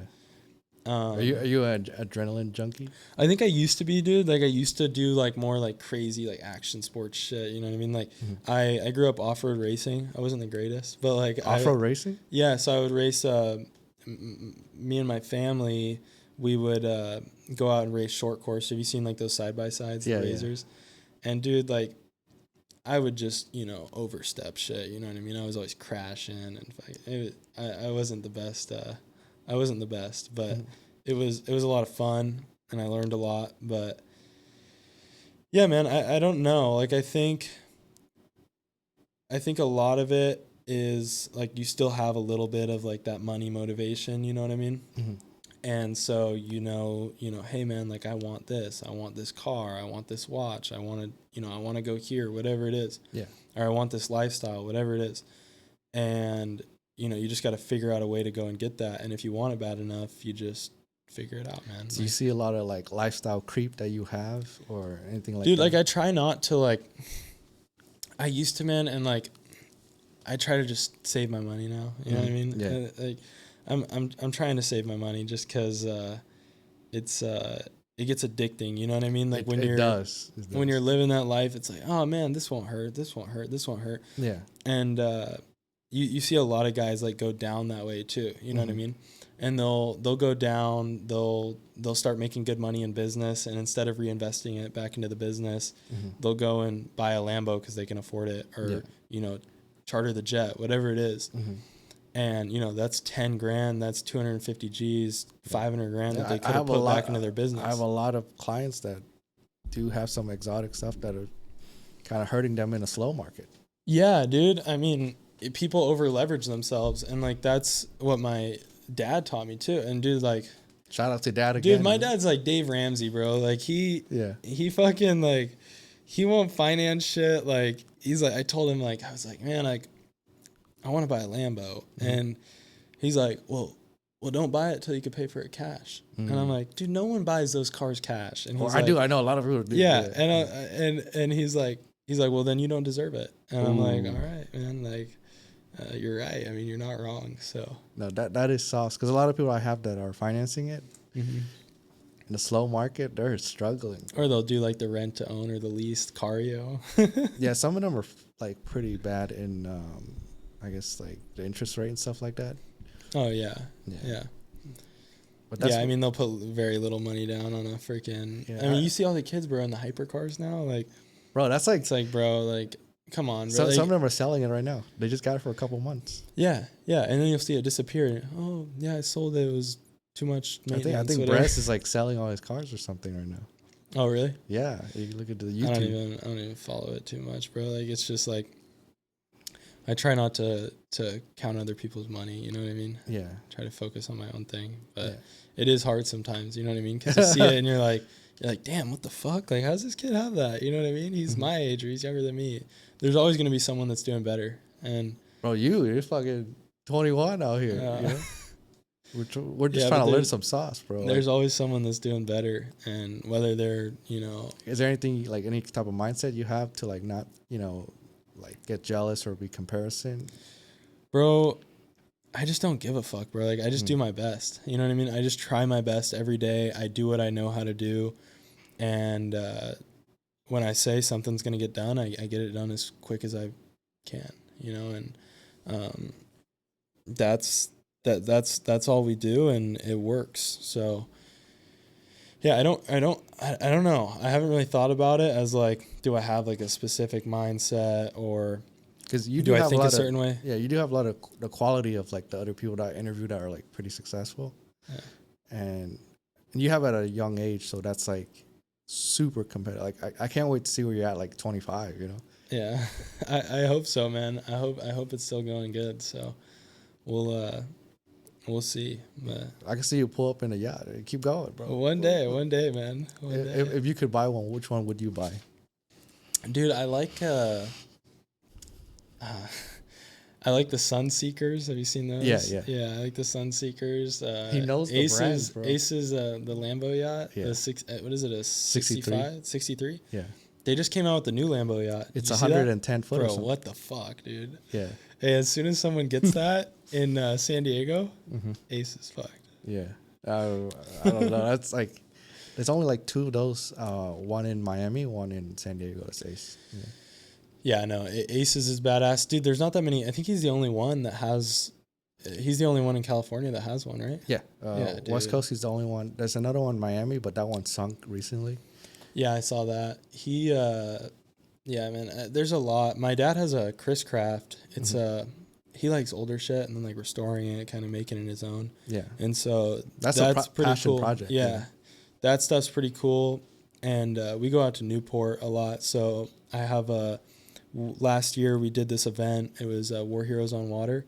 And so it was like 50 yachts. We took like 100 war veterans out fishing in Catalina. Wow. And so that was cool. And Anthony Shea, he runs it, bro. Like he's a billionaire. He started Loan Depot, and he's an awesome guy, man. Like he hosts the whole event. He pays for most of the shit. Damn. And he does it every year. He takes all these guys out, and like his shit's crazy, bro. Like when you see guys at that level, yeah, I've talked to him and like I've asked him for advice, and it's just like so simple. You know what I mean? And it's like, man, like they just make you sound stupid. You know, they make you feel stupid, and you're like, fuck, dude, like. But yeah, when you look at it, depends like how wealthy you are. Like, right? Like if I'm worth 100 million, I'm gonna want a different yacht than if I'm worth 500 million, whatever it is. Is there a dream car that you have that you can try to get in your 20s? Any The particular? Revueltos are pretty cool. Right? Okay. Those are pretty dope. Yeah. SF90, those are dope. 812, super fast. Those are Shit. sick. You know your cars, bro. Those are sick. But I don't know, bro. Like, I'm not even too focused on cars and stuff right now, just because I'm trying to build a business. And when, like I was saying earlier, like You don't money have will like come, the and the when shiny money object. comes, then I'll go to the Ferrari dealership. Yeah. You don't have that. A lot of entrepreneurs, they start and they have like the shiny object syndrome. You heard of that? Yeah, I had that too. I had that too. Like, and I still kind of do, but like not as bad. Where I'm like, oh fuck, I need this, I need that. You know what I mean? What I used to do really bad, and I still kind of do it, but I would go a little overboard. You know what I mean? On like buying gifts or whatever it was, Christmas, birthdays, Yeah. shit like that, and people would almost be like, what the fuck? Like, what's wrong with him? Like, why are you doing that? You know what I mean? And so now when Christmas comes around or birthdays come around, they're like, Chase, don't get me anything. Don't do this. Don't do that. I'm like, all right, sweet. Like, full permission. Even better for me. Yeah. Yeah. No, that's sick though, because for you to invest like 45K into your business, a lot of people, even like a lot of normal people, they don't see that money until they're like 40, 50. Oh, dude, that was the beginning too. I didn't have 45K. Like, and I paid that shit off. Like I knew the owners really well, and of the company that built it, and yeah, dude, like he was awesome at the time. He financed it for me at like 0%. Like, what the It was heck? awesome. Yeah, I paid him like quick though. I think I paid it off in like 4 months or something, 4 or 5 months. Like, That's crazy. but I was like, bro, but I didn't have that much money, so I was like, fuck, like what am I gonna do? But I knew the business would make money and I would sell, so it would work. Yeah. Damn. There's some G activity at 21, bro. You know what I'm talking about? Like, we see we have a lot of clients. We see like all over the board. Some people over leverage, some people under leverage, some people like don't have the confidence to stand in front of their brand. A lot of people like they hide behind their logo, but you can't do that anymore. People look you up and shit. And I don't even know yet, bro. Like I'm not big on social media. Like I don't like I've thought about it, when the time comes and like I'm like, hey man, like I wanna help people out, wanna show people how to do this. Yeah. And I think that's coming soon, and that's why I hit you up. So yeah. We I mean we'll see how it goes, but I know exactly what you mean. Like all the big guys are talking. Like I followed Cardone forever and he's always like, bro, like if you don't fucking start a personal brand now, like you're fucked. Yeah. And so I'm starting to see that now, and that was 5 years ago when he was talking about that. So it's true, man. Like you got to watch the top dogs and whatever they're saying. Just watch. Like 5 years from now, it's a true story. So. Yeah, I mean they give the real sauce. They don't hide it, but it's just up to you if you have the courage to do it. Yeah. And a lot of people don't have the courage, or like they'll go good for like 3 to 6 months, and then they'll fall back into their bad habits. Yeah, I think a lot of people just give up too soon too. You know what I mean? Like people give up right. Like I see it all the time, dude. Like I have friends that I've seen do it, and they'll start something and they'll be right there. You know what I mean? They know exactly what they got to do, and they just don't execute, and they give up right before things get good. Oh shit! And that happens a lot. And I mean, I think that's the biggest reason why most people don't. Do people ever like hit you with like, oh, what's your work-life balance? Like, brother, I mean, maybe there is at some point, but there isn't a work-life balance, bro. I don't think that exists, dude. I don't think it either, bro. I think you gotta figure out what you want. If you want life, then go work at Pizza Hut and go home and watch TV and smoke weed. Yeah, But then those people just cry themselves to sleep anyway. Yeah, but and if you want purpose, if you want to make money, then you're going to have to sacrifice things, and you'll have good moments, and, you'll have a little bit. Well, what's your viewpoint on people like, like go to prison and come out and like... Oh, I think it's awesome, bro. Yeah. I think it's awesome. Like I give it to him, man. 'Cause like it's, I mean, obviously I haven't experienced that. And so like we were saying earlier, a lot of guys that go in, and they lose just 10 years 5-10 years of their life gets deleted, and they come out and make something good out of it, and they have a different attitude coming out, and whether it's money or they start a family, whatever they want to do, it's really cool to see some of like the coolest, most interesting people that you see like on the internet or meet in person, have a story like that. Yeah, I have a lot, So, bro. yeah, You go on dude. my go on my client list, go down. A lot of people came out from prison. Yeah. You know, and when they come out, I feel like they lost a lot of time, so they hustle like literally 24/7. Yeah. Yeah. You know. Yep. And I think even if you're just a regular person, you know what I mean? Yeah. If you go into it with that mindset, and you're like, man, this guy that just got out of prison, right? He made it, it's been 2 years and he's making $1 million a month or $100,000 a month, whatever it is. Yeah. If you go into it with that same mindset and be like, that's what he's doing. Like, look how hard he's going. Like he's hustling, you know what I mean? And you copy that, and whatever you're doing, you can't lose, Do you watch TV or anything, or just like business? No, bro. Like, I mean, sometimes when I get home, like my girl will be like, "Oh, will you watch a show with me?" And I usually just go to bed. But like, I'll watch TVs from time to time, but like I don't watch shows or anything like that. No.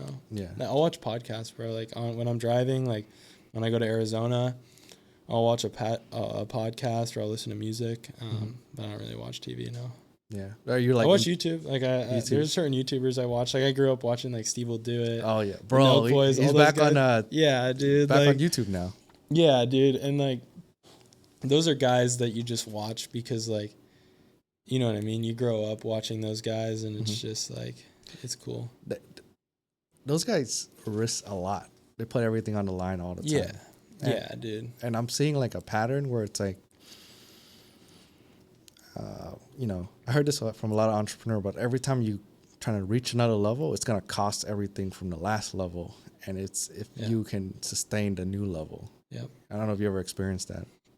I've experienced it once when we branched out our business, but I haven't, I don't think I've been around long enough to really know, you know what I mean? Yeah. But for someone to achieve what you achieved, like at 21 though, that's like, bro, you need to get on all the podcasts because I think a lot of like the younger generation needs to hear this, Yeah. Yeah. And that's what I want to do, man. Like eventually, like I honestly want to help people. I want to help kids that want to try. Yeah. And I want to show people how to do it too. And it's not that it's hard, bro. It just takes a lot of time. It takes some sacrifice. And I mean, anyone could do it in whatever they're doing. If they're doing marketing or service, an RMR business, whatever it is, they can do it. It just, I mean, some people just aren't willing to sacrifice a year or 2 years. Like that's really all. Not making any money. Really, yeah. I mean, or at least getting by. You know what I mean? Yeah. Like they just want to go do what's fun. They want to go to the bar with their friends, or they want to go party, or they want to go, riding, whatever it is. Like, yeah, that's kind of like where I kind of got lost in the beginning of my 20s. Well, your job's cool, bro, because you get to now it's cool. You get to hang out with people that are already doing cool shit. Yeah, so I just gotta make sure I disappear before the tab comes. Sometimes we go out to dinner, and it's like $15K. Oh fuck, dude! I just gotta make sure I disappear. Yeah. I'm going to the bathroom. Oh, I'm behind the camera. Yeah. I don't know what's going on. Yeah. But it's like a cheat code for me to like. I mean, the best way to grow my business really fast was because of that. I'm around like multimillionaires all the time. So like I'm literally picking up and I pick up some game from you too. Yeah. And I just like take notes, like, oh, that's how he does it.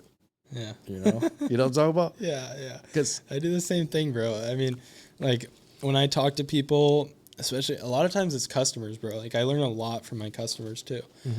And they'll tell me, hey, like this is how this business works. This is how we run. This is what it costs us when we fuck this up. You know what I mean? Yeah. And so I'll take those things and be like, okay, what can I do to prevent that from happening in their business? And then, they're going to keep me around forever. Right. That's like you deep dive into the value you bring them. Yeah. I mean, dude, I'll sit down. I'll go to my customer's office sometimes, and like, I'll just sit down and bullshit with them. You know what I mean? Whether they're a fucking 49ers fan. I don't know nothing about football, bro. Like, I don't know nothing about I don't watch. Just not a finesse. No, not even, bro. Like, I want to know. Like, I want to learn. Like, why why do you like it? You know what I mean? Why did you grow up there? Did you play football? Did you, whatever the conversation is. And like, it's usually, that's when you get to know people the best, whether it's for a business relationship or a personal relationship. Mm-hmm. You meet people when you're talking about things and creating conversation and things that won't always benefit you. Yeah. You know what I mean? You're just learning about them, and that works a lot. So, I mean, like the thing is, like, a lot of the entrepreneur we look up to, they do face a lot of loneliness, bro. Because like building their brand for 10, 20 years, yeah, they don't have people around them that are curious about what themselves and what they do, but they're just like so eager to like share that. And you kind of like, hey, what's up? Can you help me out with this? Yeah. I mean, I'm sure a lot of people experience that. I haven't experienced it just because, dude, like I said, like my partner, he's like my brother, dude. And like, I mean, we like, it's not lonely because I'm doing it with my best friend. You know what I mean? Every day I get to go to work and work with my buddy. You know what I mean? Mm-hmm. And so that's awesome. And not a lot of people get to do that. Like my dad, man, like he's a lone soldier, bro. Like he fucking goes to work and hammers shit out all day. Like, and like I said, he used to come home every day. Like nothing was wrong. You know what I mean? Yeah. And yeah, it's cool to see because I don't know if I could do that because it's just like, man, like what am I doing right now? You know what I mean? Like for me, like because I do both, like the sales and fulfillment side, and I do have support from my team. But sometimes, like when you're in the sales zone, you're like, damn, I can't really fuck up this frequency right now. I need to, you know what I'm talking about? Yeah. And you need to keep your team on the same level that you're on, you know what I mean? Mm-hmm. And a lot of times when you get pissed off and you flip out, like it's happened to me a couple times. Yeah. And I've had guys come to me and be like, "Oh, well, this guy said this and this, you know what I mean? Like you were being a dick, this, that." And I'm like, dude, like sometimes it's hard, bro. Like you fuck something up, you tell someone to do something, they say they're going to do it. And that's the worst, man, is when they fuck that up and you're like, I can't. Yeah. It's hard to deal with sometimes. Yeah. But I mean, that's just business. So, yeah. Well, I mean, give me some sauce, bro. Like give me some lessons. Like let's say, some sauce from the industry. Cause like, that's how I build my brand and grow, like, what do you mean? Like some business lessons and stuff. Cause man, I'm still learning. So like I learn lessons from guys like you and vice versa. But I mean, dude, like I was saying earlier, all I know is wake up every day, try your absolute best at what you're supposed to be doing. And if you're really trying your best, it's really hard to fail, you know?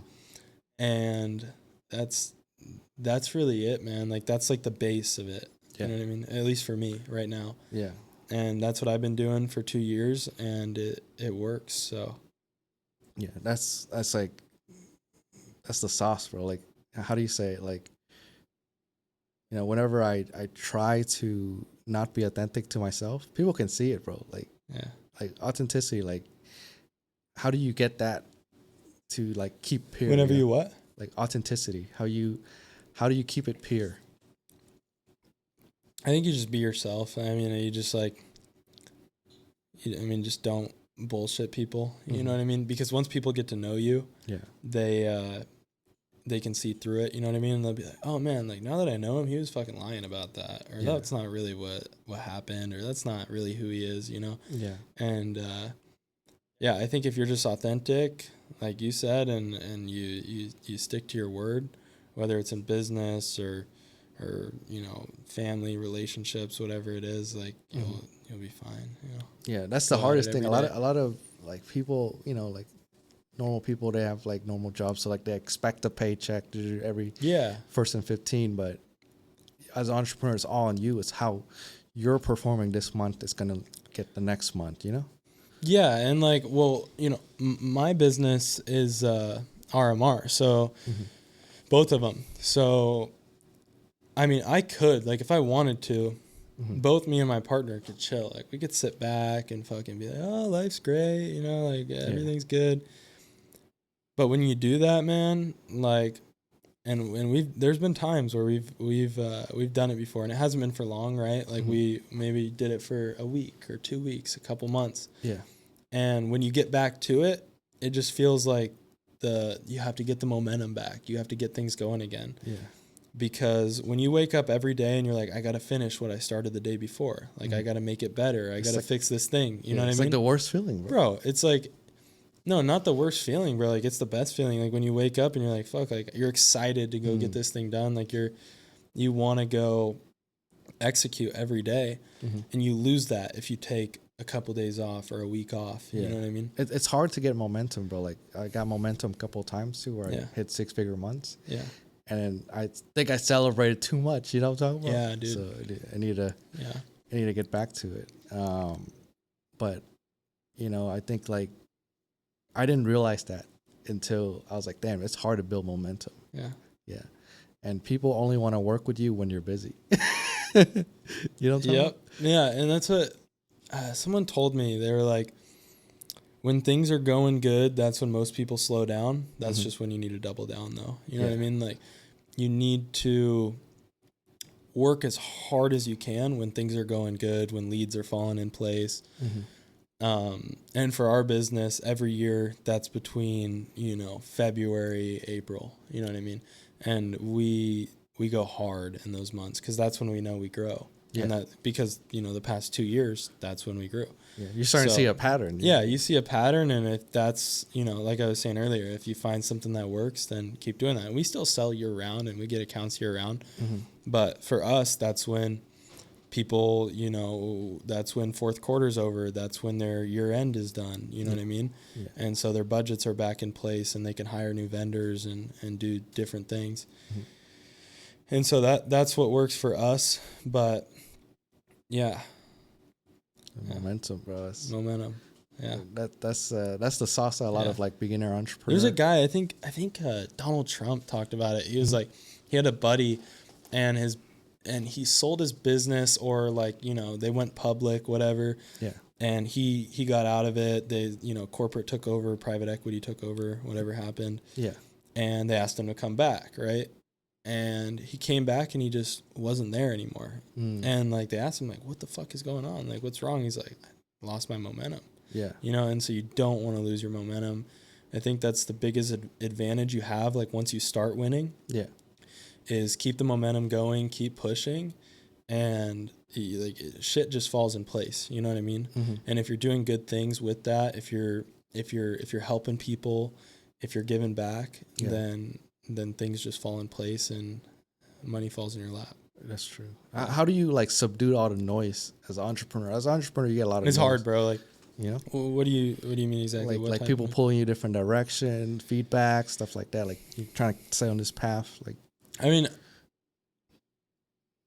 you get mad like if someone's like pulling you and saying, "Hey, do this," when like that's not your job. You know what I mean? Yeah.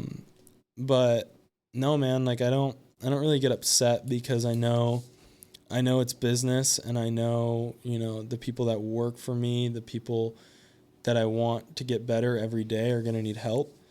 And so if they pull me aside and say, hey man, how do you do this? What should I do here? I'm not going to get mad at them, because I know they're trying to get better. Yeah. So no, I don't get mad. No, I don't get upset. Wow. Yeah.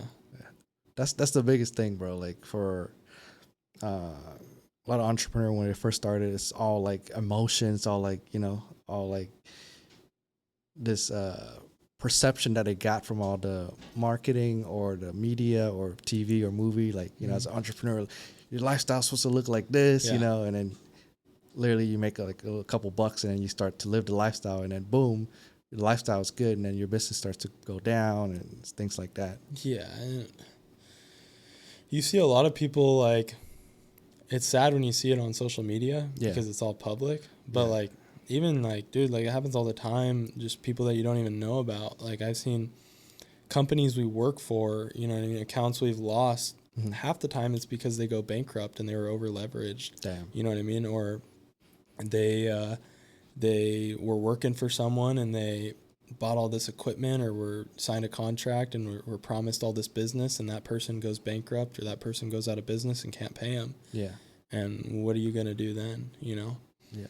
So it's important to have, at least in like our business, right? You're RMR as well, right? Yeah. And like if we have one customer, right, and that one customer goes out of business, that's pretty scary. Yeah. So, you know, you have to have variety, you know, and once you have that, I mean, you're fine. You know, if you lose something like the trash bin cleaning, it's such like a overlooked business. You know what I mean? Our competitor, they have 27,000 customers in Vegas. I think they're doing close to $40,000 a day in trash bin cleaning, bro. That's crazy. Yeah, they're killing it. And the owner, dude, he's awesome, super smart guy. And you know, if he loses a customer, if I lose a customer, you know, it's a $25 a month customer, whatever, you replace it. Yeah. If I lose a customer in fleet washing, that could be 30 grand a month, that could be 8 grand a month. You know, that's a bigger hit, but you know, I could still replace that customer, whether it takes 2 accounts, whether it takes, you know, one big one, whatever it is.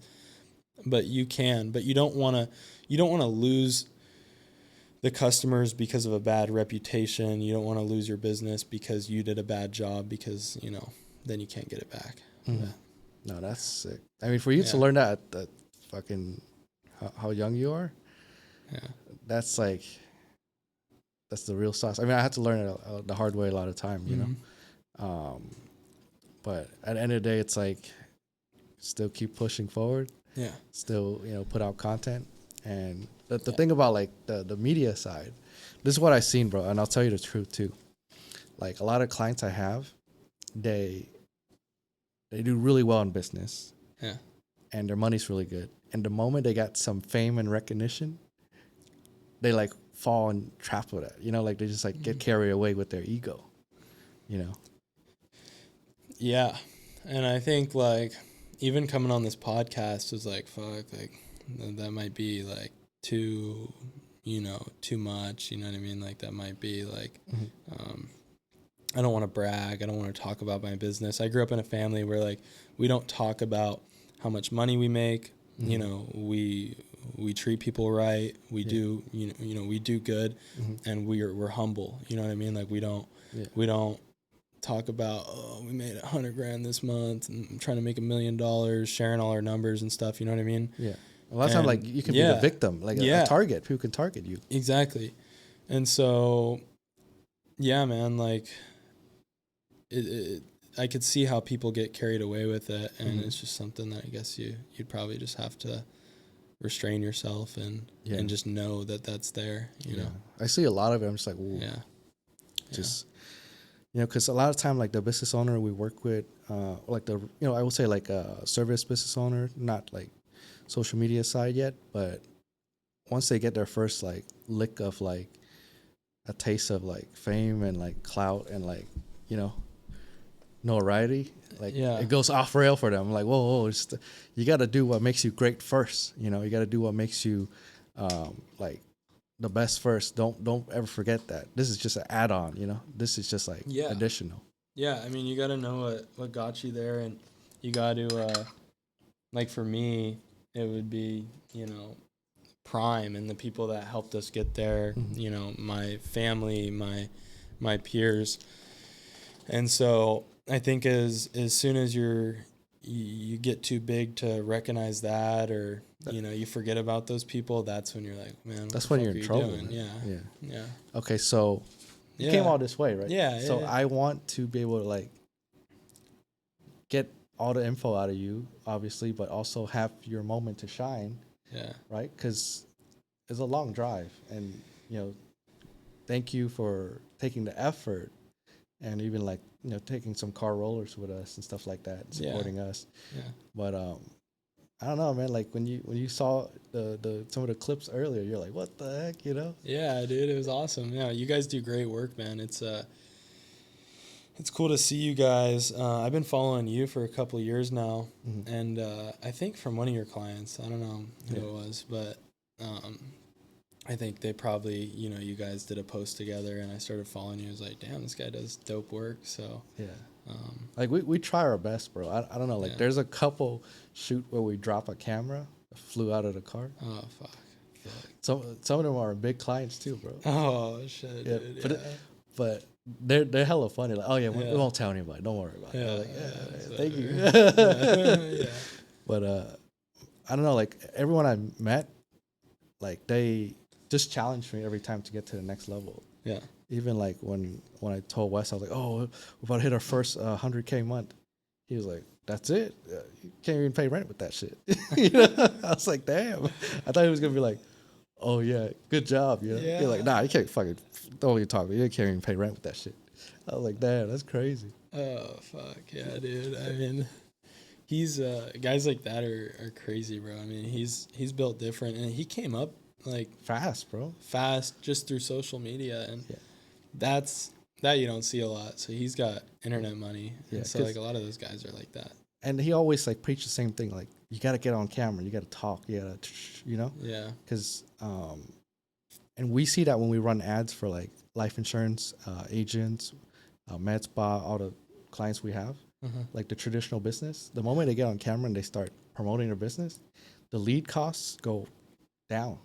really. Yeah, because like I guess I'll just tell the real sauce. But like when you see an ad and you pick up the phone and it's the guy in the ad, it's like, oh, you know, Yeah, I'm not talking to the dude. sales rep. Yeah, you know? it's awesome. Yeah. So that's like the model where it's like business can be like No, very lean. even when I hit you up Mhm. and yeah, dude. I mean, you were like, hey man, shoot me a text, and so I shot you a text and you called me right away. You're like, yeah man, you should come on the pod. Like, let's do this. And it was cool because I was like, damn, like, you know, not a lot of people do that. Like a lot of people would just be like, No, yeah, fill out this form and do this. You know, Yeah. they're not gonna call you till you do that shit. And yeah, it's like how do you say it? Like and we were on a shoot that day too. We were shooting some. yeah, no, I know you called me while someone had just pulled up. I think the guy in the black Corvette. I think, Yeah, right? bro. He came out.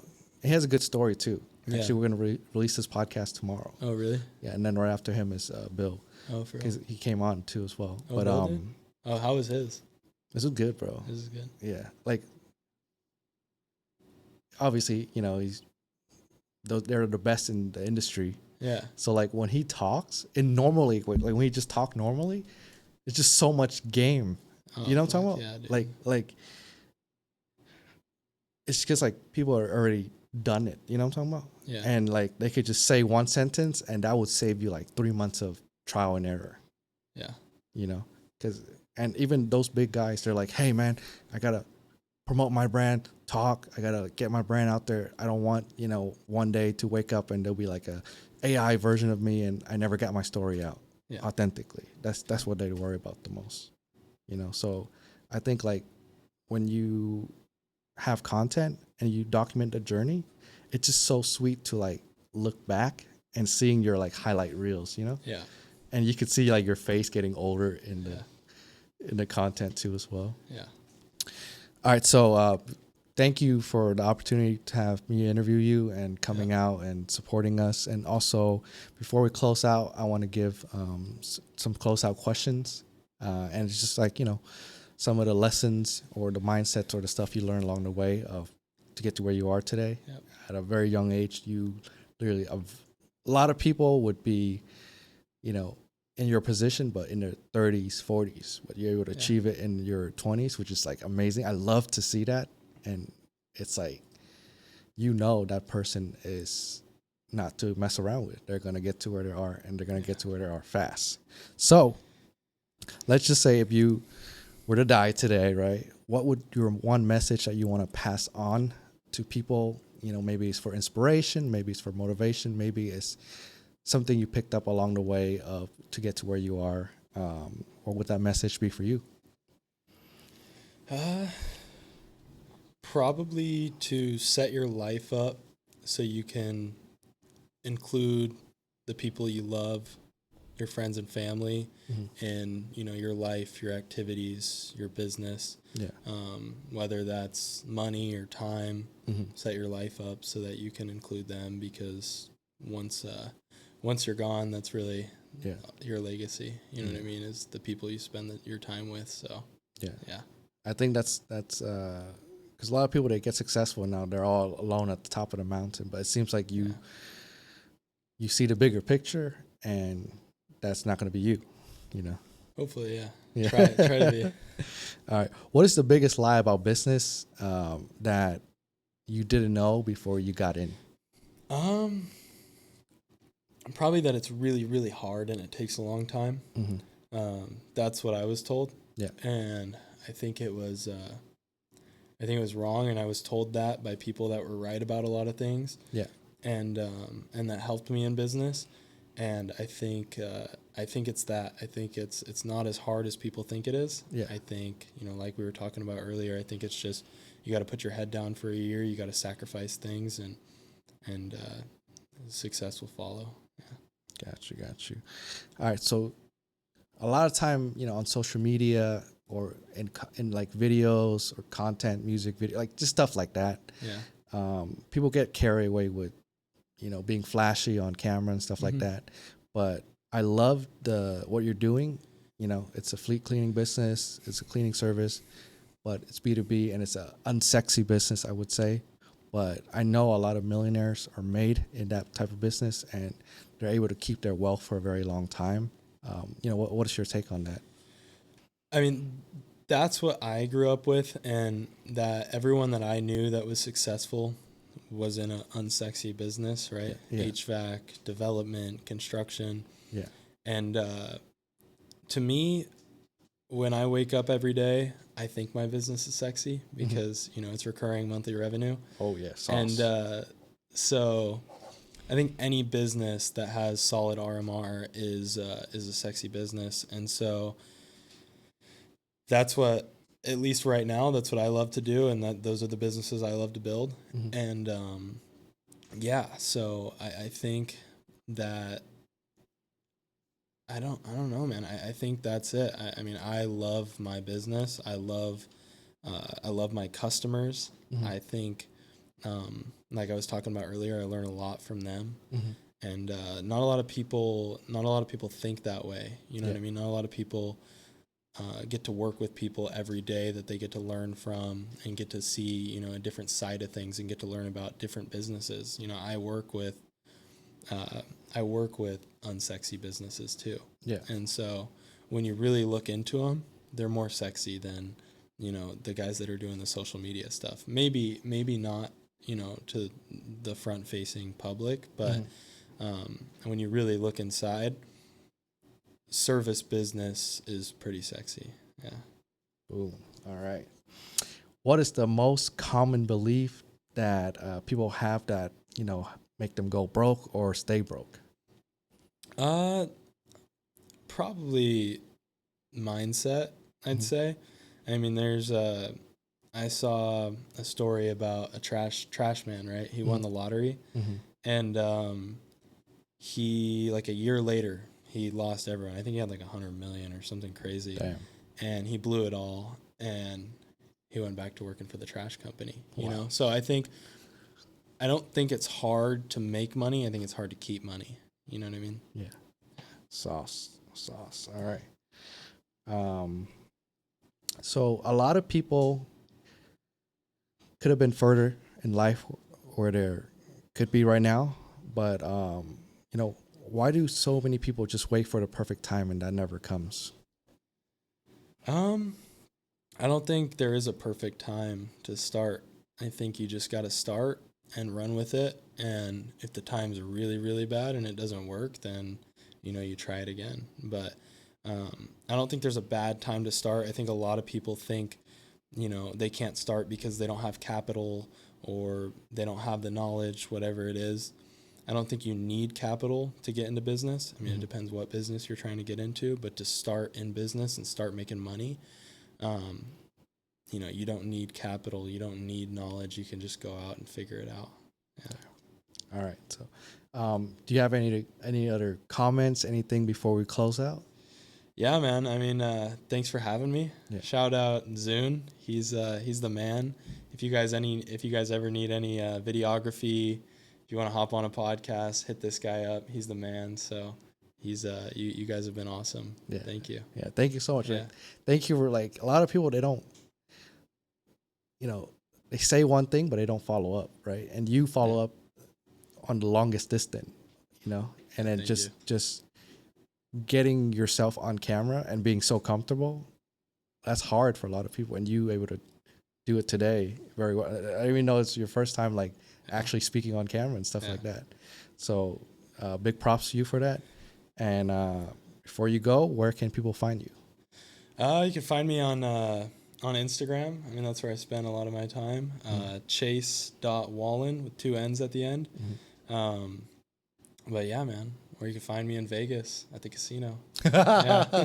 What do you play at the casino? Baccarat. Okay. Yeah. If I do play. I mean, I don't gamble a lot anymore. When I turned 21, I was going on a little bender there, but yeah, we had to cut that Why out. Baccarat? Well, I was playing blackjack in the beginning, and I learned a little bit of like basic strategy, and it was good, bro. But Baccarat was just fun. It was like the best odds. It was fun because I'm playing with people older than me. Yeah, and you seem to like that. You seem to be like wanting to punch at a league that's older than you, and that's probably what got you. No, dude, they're just usually they're sitting there for a reason. You know what I mean? Like every time you go in the casino, all the old guys are sitting at the Baccarat table. They're on the blackjack table too, but I mean you see guys sitting there for hours, making money or at least staying there, So I like Baccarat, and the limits are higher, so you can bet more. Oh shit. Not like I don't go crazy. I'm not like fucking Dana White, but like dude, like yeah, you can bet more on Baccarat. So. Oh shit. All right. And well, that's pretty much it for us. Appreciate you for the time, brother. Yeah, thank you. And I can't wait to see where you're at, 25, 30. Yeah, man. And hopefully I get to be invited to go on your yacht one of these days. You know what I'm talking about? Man. Yeah. Gio's laughing. Yeah, you too, Gio. Yeah, see, you're invited. Yeah. There you go. He's like, man. All right, well, bro, I appreciate you so much. I'm going to give you a handshake. Thank you, man. Appreciate you. Thank you. Sir.